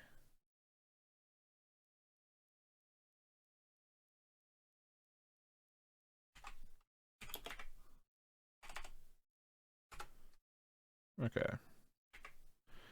I don't want that to be a date.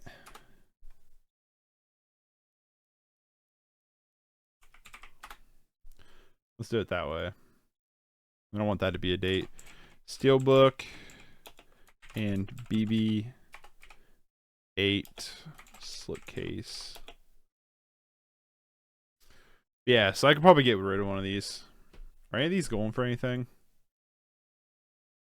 Star Wars Force Awakens Steelbook. Nope. BB8 slipcase. Nope. I didn't think they would be. So I would consider probably getting rid of one of them or so. Then we have the Return of the Jedi. I got on half price books clearance. I think Return of the Jedi is not very good. I think this is like where it kind of all went wrong for the prequel trilogy, and that's because of a lack of direction for the trilogy as a whole. I don't know what Disney was thinking, but how the fuck do you Roman numeral 8? Where's the last? Okay, so it's just V3.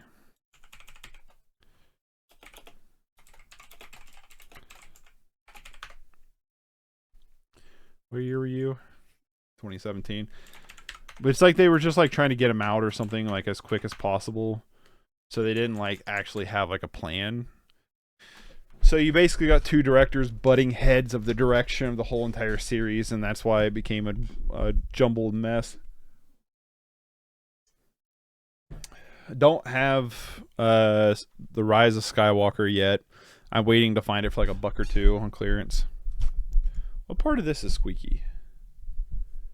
Is it you or is it you?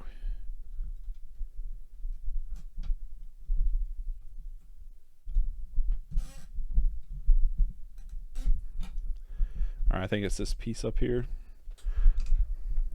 Rogue One, I think is good. I think it's probably the best of the Disney movies.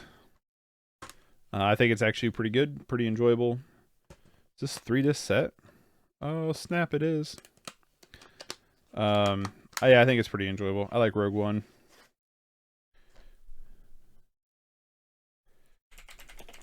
When did you come out? 2016.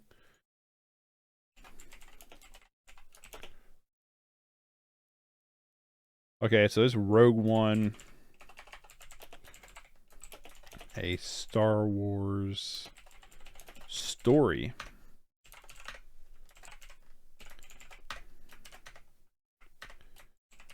But yeah, I like Rogue One. We have Solo that I got from a buddy for really cheap. This is okay. Like, it's not a bad little space romp on its own, but like, we really didn't need a Han Solo story. You know what I mean? Like, this movie did not need to exist at all. I think you're 2018, right? Yeah.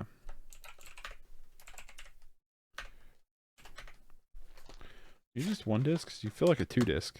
You are a 2-disc.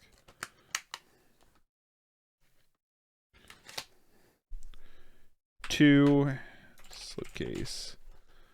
Let me look real quick, make sure I'm not missing anything. I don't think I am.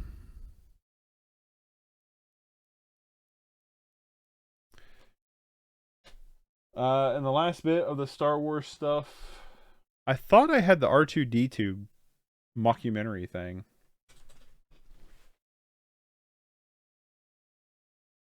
Maybe I just went ahead and put it in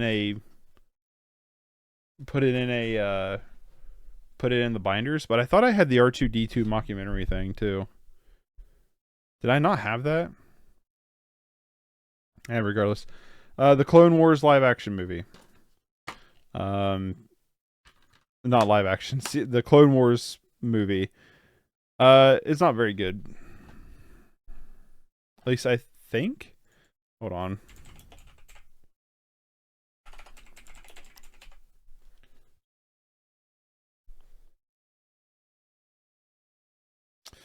Okay, I must not have watched it because I haven't rated it. So I've seen the first 4 seasons of the Clone Wars, and that's as far as I've gotten. I need to pick it back up.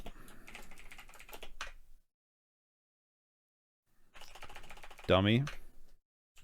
That's what this whole section over here is for. I don't think this has a. I don't think this has a Blu-ray. But yeah, I've seen like the first 4 seasons of Clone Wars. I have part 1 of this, of the Tarkovsky version. But yeah, I need to let's find out where I stopped at.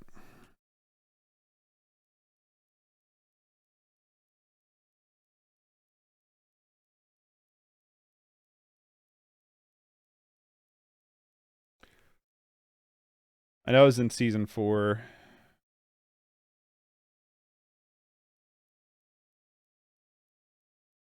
Maybe I was not in season 4. Wait.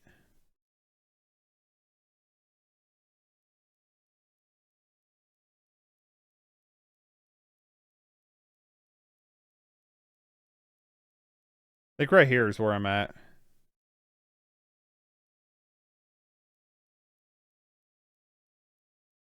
Yeah, I think somewhere around here. I don't know, hell, I might just restart the whole fucking thing. You know what I mean? Alright, moving on.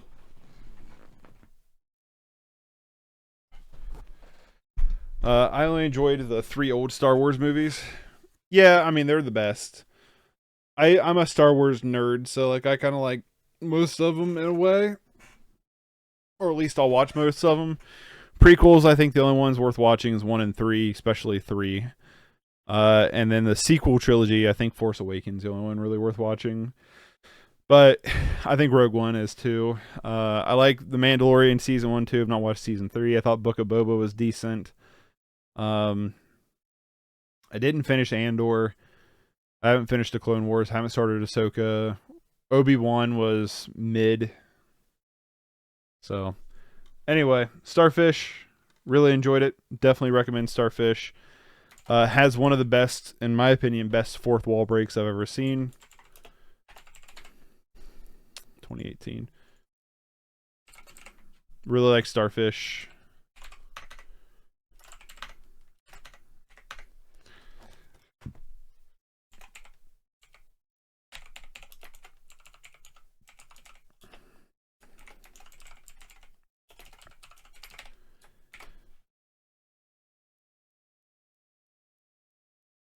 Comes with a bonus CD. Ooh. Comes with the original motion picture soundtrack. I'm pretty sure I've come across one that had a CD too, and I didn't write CD, but maybe when I go to look over the list. We got Starman by John Carpenter with Kurt Russell. I have not seen this. I mean, sorry, Jeff Bridges. The other Kurt Russell. I've not seen it. I picked it up because Walmart, for some reason, got a bunch of not Starman, Screen Factory stuff in, and I pretty much just bought everything they had because they had it for cheap too. They only had it for like $12, so I pretty much just bought all of it that they had. Not like I bought out their stock, but I bought like one of each for me. But I've yet to watch them. Scream Factory with slipcase. I have really bad impulse control apparently. As we hit column 1187. Steel and Lace, a buddy of mine gave this to me for Christmas. I did a short review of this. I really enjoyed this one. I thought this was a lot of fun. It's a very campy, kind of sleazy slasher movie. Kind of and revenge kind of movie. And yeah, it's really good. It's really fun. I wouldn't say it's really good. I would say it's really fun, is what I'd say. So thank you, my buddy, for that. But yeah, Steel and Lace from 1991. Blu-ray, yes. Vinegar Syndrome with slipcase. So yeah, I do appreciate that, my buddy.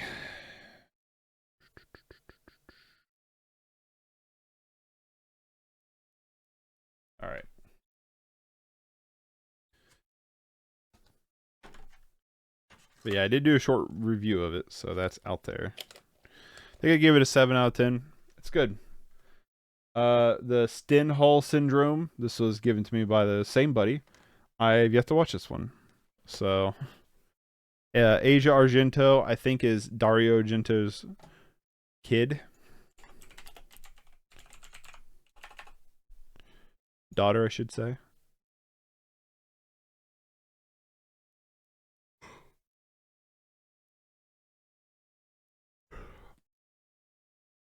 I don't know.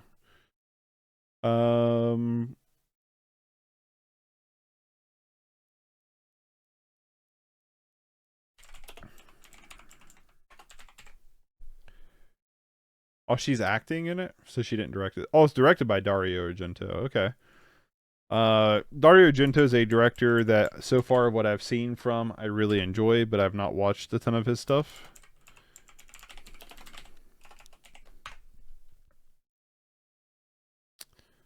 $1996, Blu-ray, no.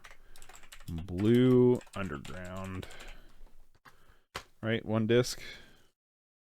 Has a little piece of bubble wrap in it for safe protectance.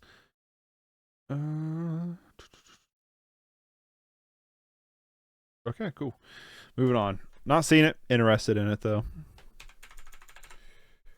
We got Stoker. This is Park Chan-wook's English effort that I haven't seen in a long time, since around this was released, and would not mind revisiting it. I remember thinking it was pretty good. I like Park Chan-wook a lot as a director, so would not mind rewatching that. We got Stone. This is a movie that really surprised me. I came across it at the rhythm section, and this is one like I thought looked interesting, but I was like, I don't know. And then I found it with the slipcase in store, and I was like, you know what?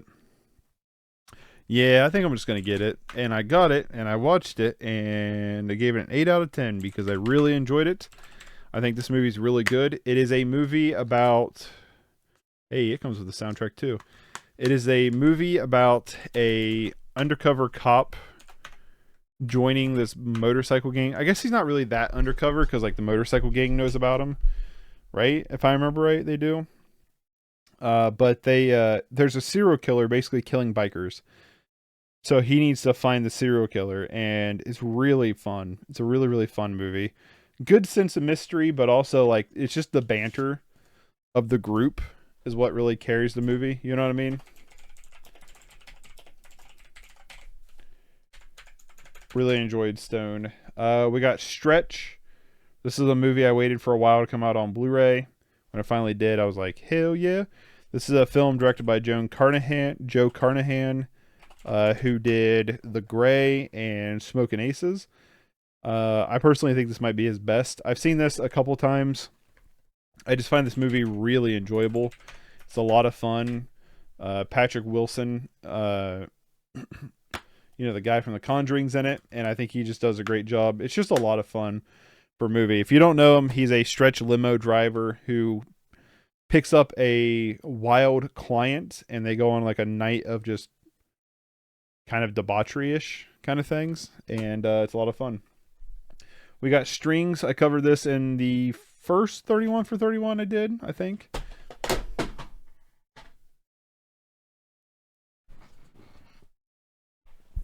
I threw it on the ground. I want this movie so badly to have a Blu-ray in the US. I still don't think it has a Blu-ray. I popped the case open, damn. This movie is gorgeous. That I want so badly to have a Blu-ray. This movie is super interesting. If you don't know what this movie is, it is a movie that is entirely made with marionette puppets. And they are in-universe puppets.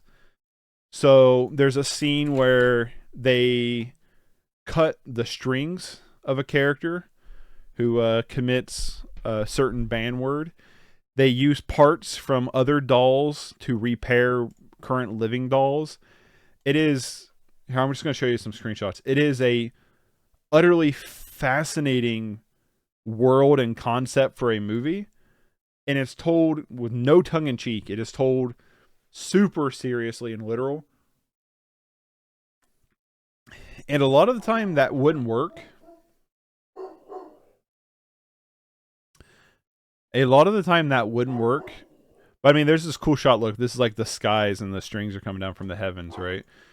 A lot of the time that wouldn't work. Like you can see where other people are. Like that's such a cool concept.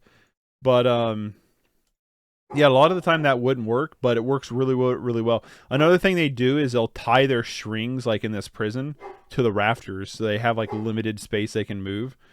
It's really cool. It's a really cool concept, and like I said, a lot of the time when you take something super serious like this, it just comes off as goofy or doesn't work. But it actually works really well in this film. And they kind of just go all in on it. It is a fascinating movie. I can't recommend this movie enough. And I also think the story is really good. It has a great cast. I think it has a really good story. Yeah, I really, really was impressed with Strings.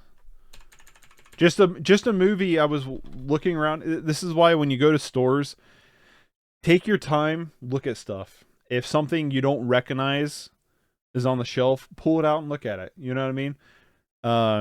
That's how I came across this movie. I went in stores, I was looking at shelves, I saw Strings, and I went, never heard of that. Pulled it out and looked at it, and I was like, holy shit, this looks cool. And I came home with it, and yeah, it doesn't have a Blu-ray. The DVD transfer is not the best. I would love to see this. They work so hard on the visuals of this movie. Not to have it in clarity of Blu-ray is really insulting. I will day one that if it comes out on Blu-ray.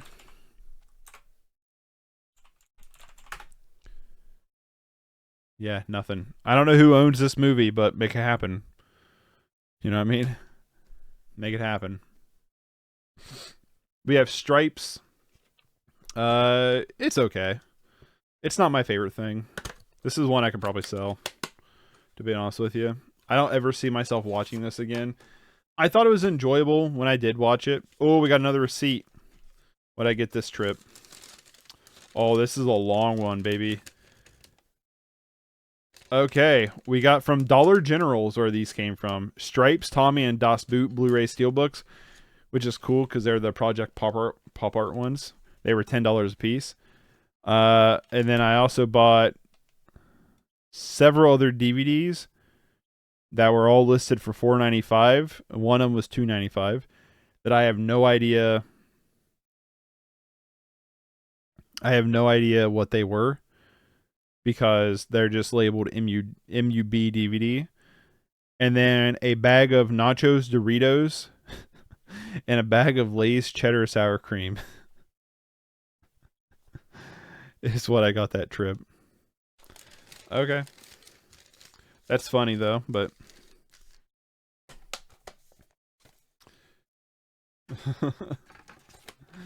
but yeah, Stripes. It's not bad. It's just like, I don't know. I don't know if I'd ever watch it again. I might.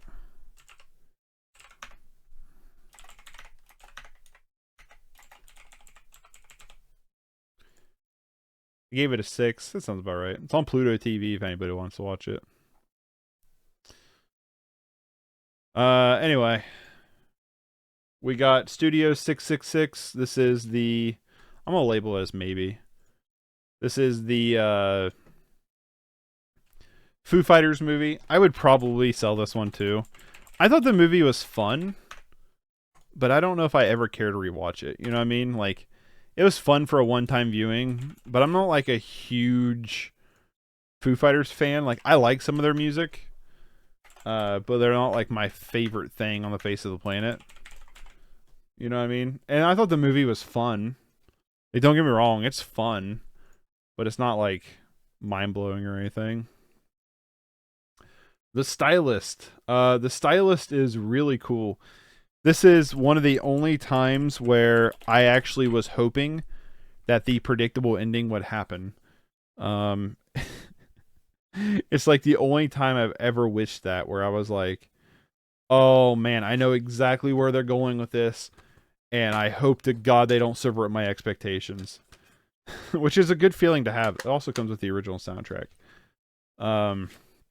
which is a good feeling to have, because normally you think, oh, I know where this is going. Please do something to subvert my expectations. I think this is a 2016. It's also worth noting that it does come with the original short film too, because I have watched it. 2021. Blu-ray, CD, yes. 2 Arrow Video Limited Edition. Slipcase. And I know it comes with the original short, but let me make sure there's not anything else on here.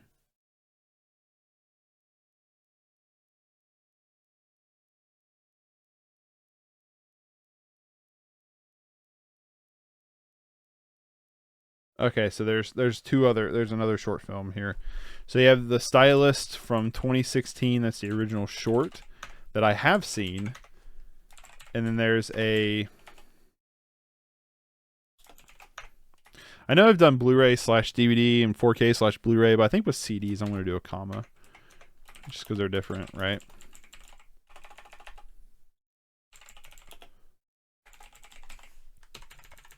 But there's a short film called Pity that I have not seen yet.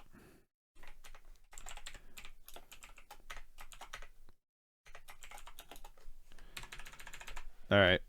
So that should be it. But anyway, yeah, it doesn't subvert your expectations, and for that I think you're rewarded in a weird way. Let me put these up. I know there's only 3 more in this little stack, but this is actually, just let me do this. I want to cut this stack in half. Give me a second.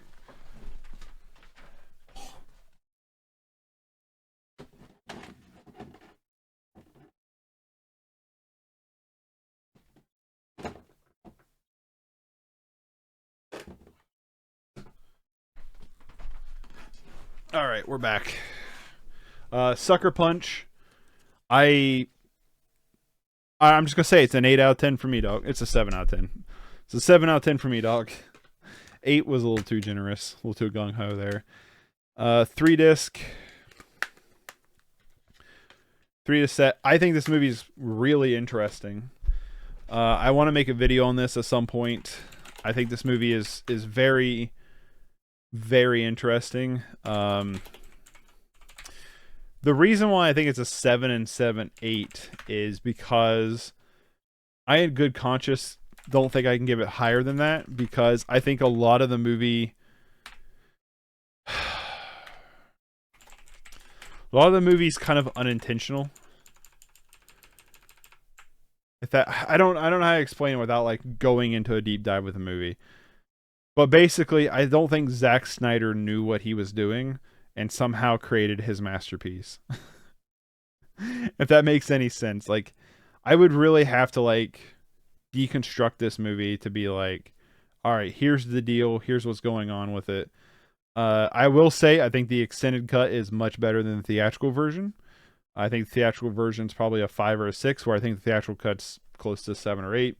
I will do a video on this, unless I die before I do it. But I will do a video on this at some point, because I have a lot to say about Sucker Punch. I really do. Like, I'm no joke. I have a lot to say about Sucker Punch. We have Suicide Squad, Hell to Pay. I don't think I've watched this one. Suicide Squad.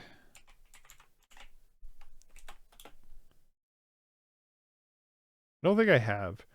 I'd hate for this one to, I'd hate for this one to get picked for 31 for 31, because just having suicide in the title will bottom it. It's so stupid. I hate the fact that there are like trigger words, and so there's like banned words you can't say now. It's like, that's so dumb. Because like, it's just Suicide Squad the movie, you know what I mean?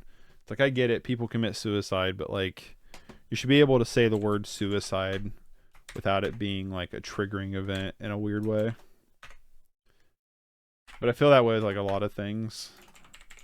Not to go on a tirade or a tangent or anything. It's just like, there shouldn't be banned words, because it's healthy for people to hear this stuff. I think it's unhealthy to shelter your things from things that trigger you. There's differences between, like, I don't know. There's You shouldn't be sheltered from things that trigger you. You need to deal with stuff. You know what I mean? It's unhealthy to always be comfortable. If that makes any sense. But yeah, if I make a Suicide Squad Hell of the Pay review, it's probably going to get buried because of that. But whatever.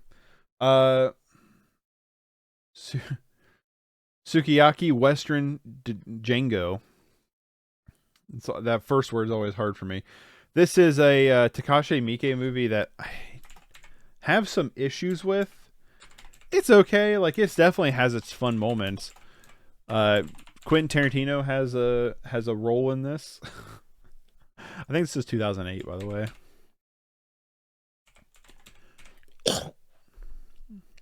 Ah, damn, I was close. 2007. Takashi Miike, like I said, is one of my I've said it before, I'll say it again. One of my favorite directors of all time. Doesn't always make masterpieces. He makes 1,000 movies a year. Not all of them land. But I do think he's an interesting filmmaker. There's some really fun moments. My biggest problem is for whatever reason, this is all in English when it doesn't need to be. And nobody in the movie besides Quentin Tarantino are like native English speakers. So it just comes off as really weird. Like, I don't know how to explain it, but it's really weird. So, because it just doesn't sound right. It sounds like I'm watching this weird dub. But I wish it was just in the native Japanese language and we could just move on. You know what I mean? But it's not bad, though. It's definitely interesting. Oh, yeah, Suicide Squad. You got a short film?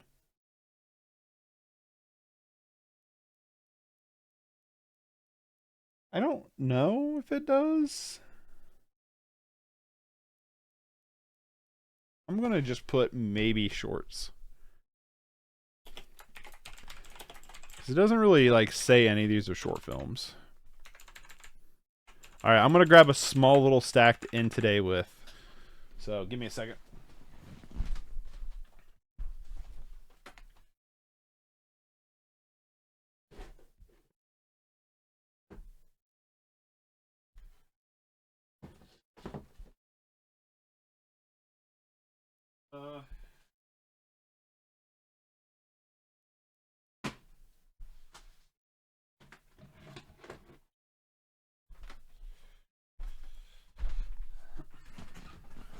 We're going up to Ninja Turtles.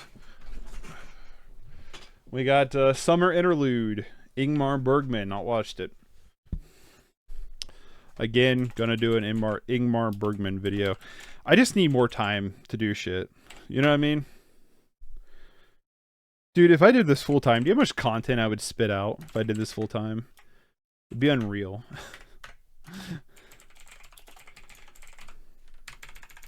I can only spend so much time a day doing this before I gotta go to my 9 to 5. Yeah. Anyway, Summer Wars, recommended to me by a buddy. Haven't watched it yet. Definitely want to.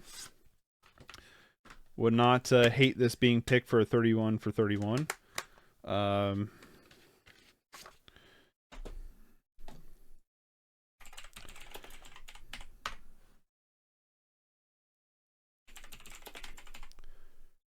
2009. I heard great things about it. I think it's by the guy who did The Boy and the Beast, I think, which I really enjoyed. Pretty sure it is.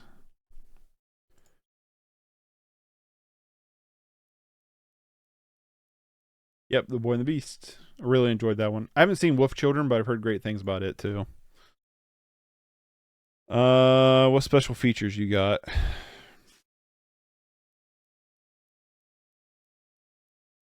Not very many. Not for a 3-disc set. Sunshine, covered it in 31 for 31 last year, I'm pretty sure. Or maybe it was the first year. Really enjoyed it. I think that it's got an amazing score. I think the ending's really dumb. It's one of them that I think it kind of lost its footing. It's also written by Alex Garland, which I think is worth noting, who did Annihilation, Ex Machina Min. Two short films with introduction by Danny Boyle, but it didn't say what the short films are.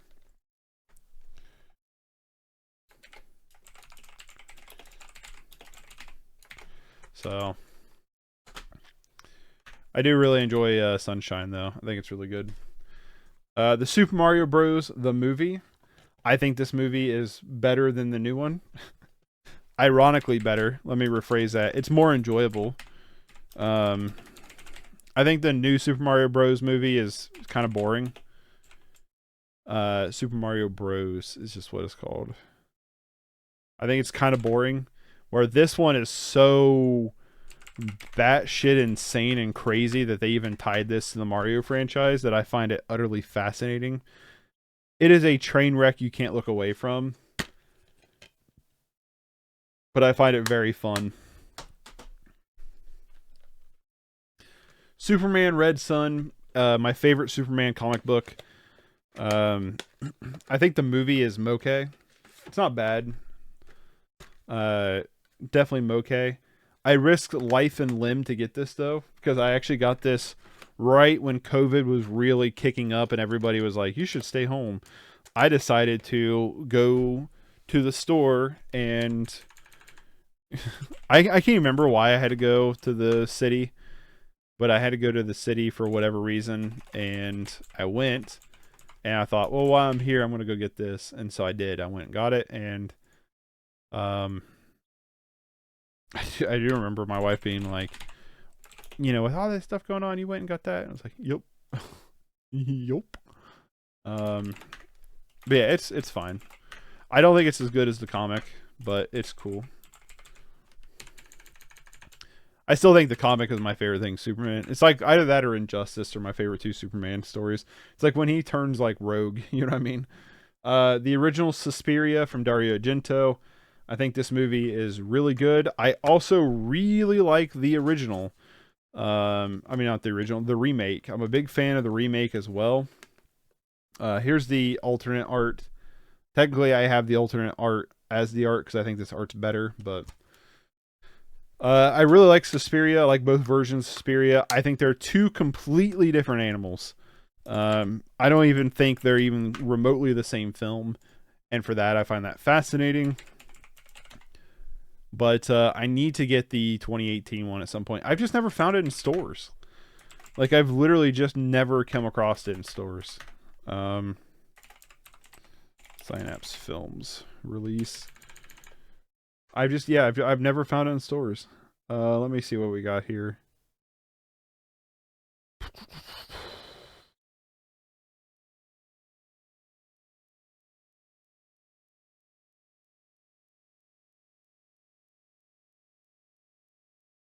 A lot of special features, but no extra films. But yeah. We got Swallow with Haley Bennett. Haley Bennett is a pretty good actress. Swallow is pretty interesting. It's about a woman who has a desire to just swallow a bunch of unhealthy shit, and it's like stress related. It comes into play with like her family and relationships, and it's really interesting to watch how a lot of it unfolds. I give it a 7 out of 10. That's about where I'm at with it. Oh yeah, she's also pregnant, by the way, in the movie while she's eating like thumbtacks and shit. The poster is so good. Just has that thumbtack right in front of her face like that. There's a better poster though. I thought there was a poster of like, no, close out of this. I want to look at the photo. Can I not look at gallery? Thank you. I thought there was. I mean, it's still a good poster.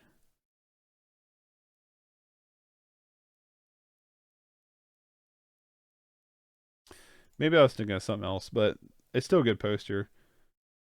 I was thinking it was one where she had her like it was just a mouth with her tongue, like with a tongue out and a thumbtack on it, but maybe I'm wrong. Still a good poster. Pretty good movie. Sweeney Todd, the Demon Barber of Fleet Street. Not my favorite thing. I get why people would like this. Yeah, not my favorite thing. My wife really likes this movie. I completely understand why she does. If you're a fan of it, again, I completely understand why you would like it. It's just not my thing. Let's 2005, right? 2007. But I did finally watch it, so I'm happy about that. All right. We got The Sword of Doom. I don't remember if I've seen this one. I'm pretty sure I have, though.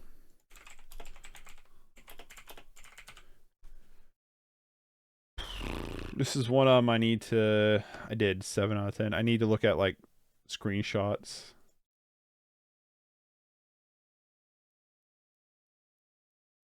Okay. Yeah, this is starting to click more with me now. I gave it a 7. Maybe that's a little too high, because obviously I'm, like, scrolling through and I'm not, like... I'm remembering stuff, but not, like, a ton of stuff. Maybe I need to revisit that one. Definitely didn't stand out as strong as something like, you know, some of the other classic samurai movies I've seen, like some of the Akira Kurosawa stuff, or Gate of Hell, for example, would be one. Sword of the Stranger, I've yet to watch. I've heard great things about it. I want to see it. There's a lot of stuff that I'm really hoping gets picked for 31 for 31 this year. 2007.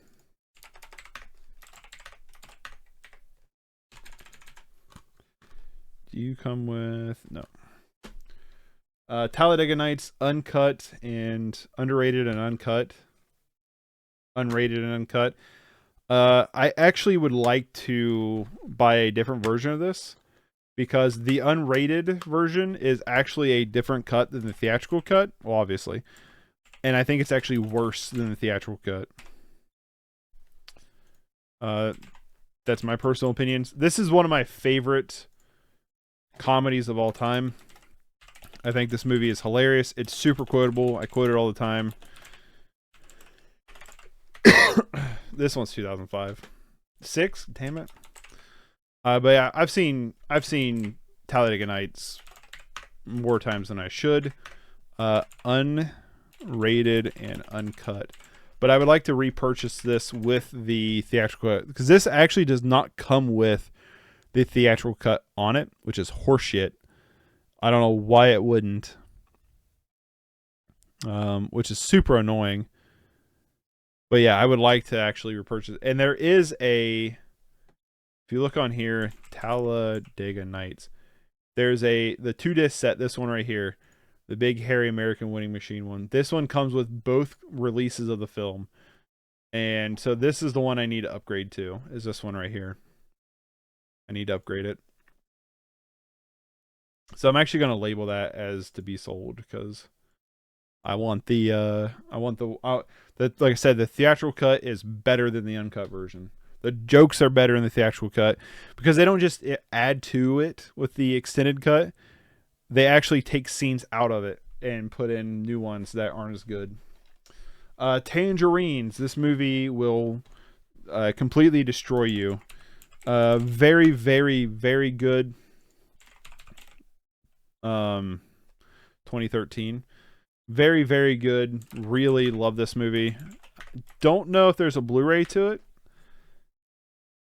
Well, we'll find out real quick.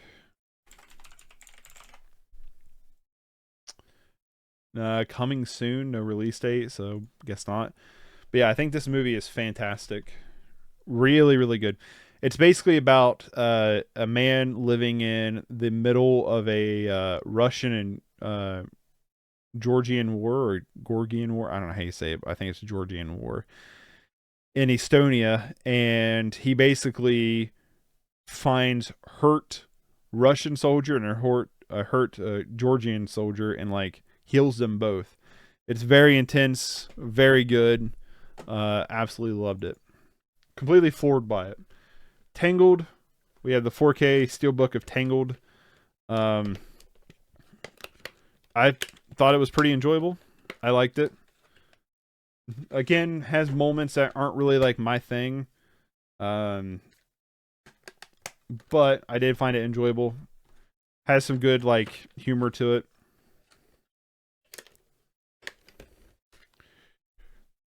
When did Tangled come out? 2010.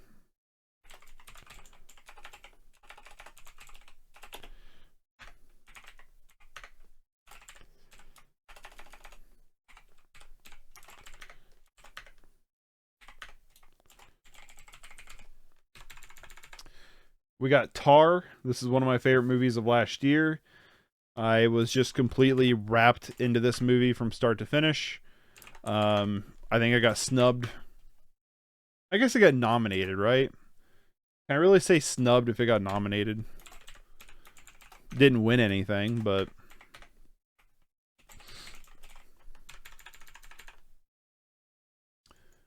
Tar. Yeah, I got nominated for 6. Didn't win any though. But I thought this movie was really good. Really enjoyed it. It's gonna be on my best of 2022 list more than likely. Tarzan. Is it weird? It's weird that it's not like a Tarzan 2 included on this. But there isn't. Don't look like there's any short films either. Tarzan, one of the Disney movies I grew up with, came out when I was a kid. Really liked it. I had these weird Tarzan straws growing up. You got from like McDonald's or something, maybe Burger King or something. Let me see if I can find them real quick. Yeah, grew up with that shit. Tarzan talking straw. Ah, McDonald's. Here they are. So I had the Tarzan and I had Turk were the two I had.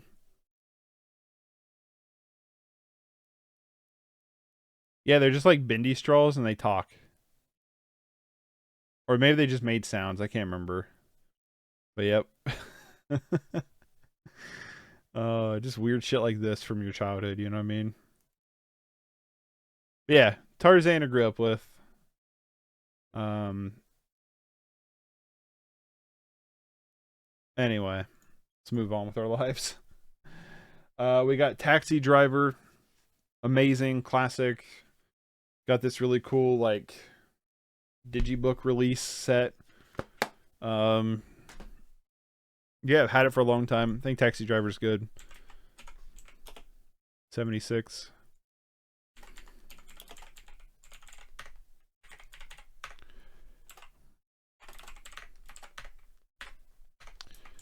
Digibook.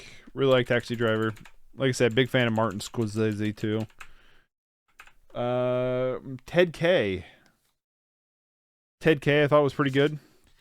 Has its moments where it is really good. It has its moments where it's really bad.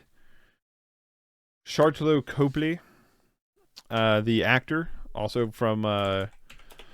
from District 9, is the lead, and he's good, but there's also moments where his accent slips.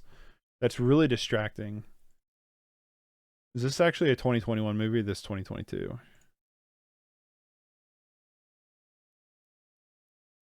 2022. I do like the direction they took some of this though, where it has like a pseudo like documentary-ish aspect to it.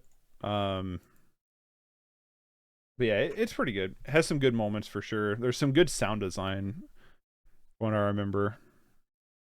I'll definitely be rewatching this for my best of 2022 list, for sure. Let's move on to the stack of Ninja Turtles.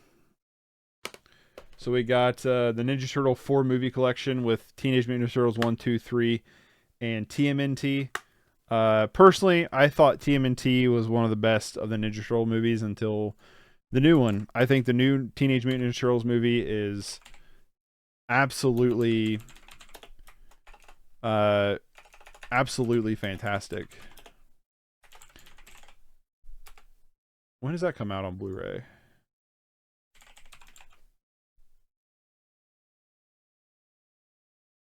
November 21st. I'd actually like to try to get my hands on the Steelbook. Yeah, big fan. Big fan of the new Ninja Turtles movie. I gave it a 9 out of 10. I definitely want to rewatch it. But I really, really loved it. 1990. I actually just went through and I did a review on all of them. I do want to do a video on the Teenage Mutant Ninja Turtles 4 film favorites. Teenage Mutant Ninja Turtles collection. Take a shot every time I say I want to make a video on something. I do want to make a video on Teenage Mutant Ninja Turtles, the cinematic universe. I'm a big Turtles fan. So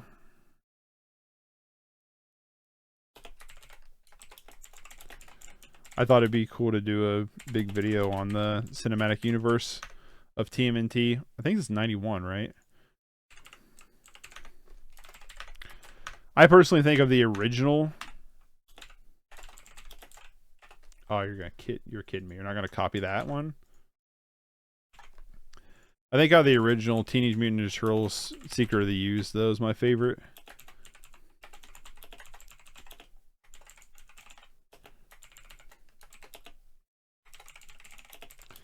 Because Turtles in Time is not a very good movie, but it's fun. Like, Turtles in Time is a fun movie. And I think TMNT is really good. I think it's 2007. I like TMNT a lot.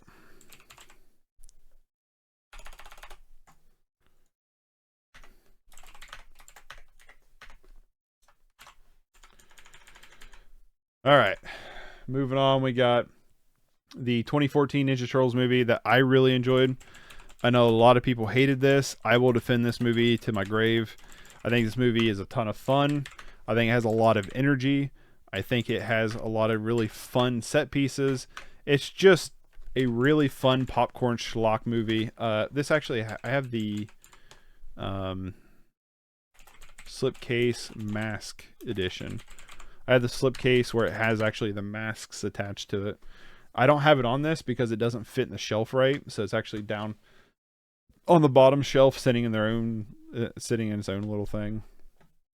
Speaking of which, that reminds me, I don't have 3 from Hell up here. It must be in a case, but my copy of 3 from Hell is actually the collector's edition with a shirt. And I gave the shirt away because the shirt was tiny. I gave the shirt to my friend who could wear it, because I am not a tiny man. But yeah, I thought this movie was a lot of fun. I still, like, we rewatched all the Ninja Turtles before the new one, and I still, to this day, think it's really fun. We have Ninja Turtles Out of the Shadows. Pretty good sequel.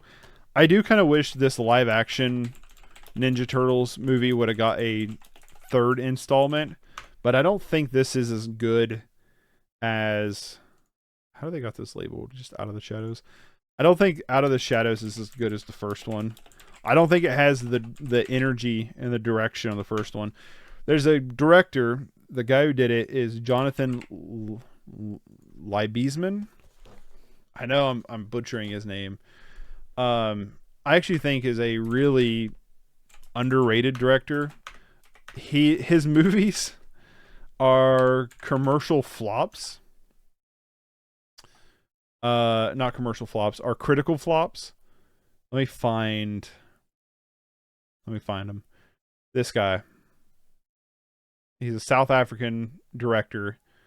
But he has directed Darkness Falls, never watched it. He did whatever this is. I guess it's like a short film for it. He did the Texas Chainsaw Massacre, the beginning. This is the one with the sequel, I think, with Arlie Emery. I've not seen this one. I've seen the first one of this, but I need to watch it at some point. The Killing Room, I've not watched. I've not seen all of his movies, okay? But the ones I have seen, I've seen Battle of Los Angeles, Wrath of the Titans, Teenage Mutant Ninja Turtles. And these 3 movies I really enjoy. Wrath of the Titans I give a 6 out of 10 to. I don't think it's like amazing, but I find his movies just really enjoyable and a lot of fun. he has a good sense of energy when he directs his movies. And again, I'm going to say this again. I wouldn't mind making a video about this guy, especially if I like some of his other movies. But yeah, that's where I'm going to bounce for today. Thanks for hanging out. We got a lot done. We got basically 2 shelves worth done today. We did a half a shelf, a full shelf, and another like a little over a quarter of a shelf. I'm going to round up to 2 shelves. We got a lot done today, though. So we went from, where was we at? We went from 1102 to 1224, 1223, 1224. So we got a lot of it done. That leaves us with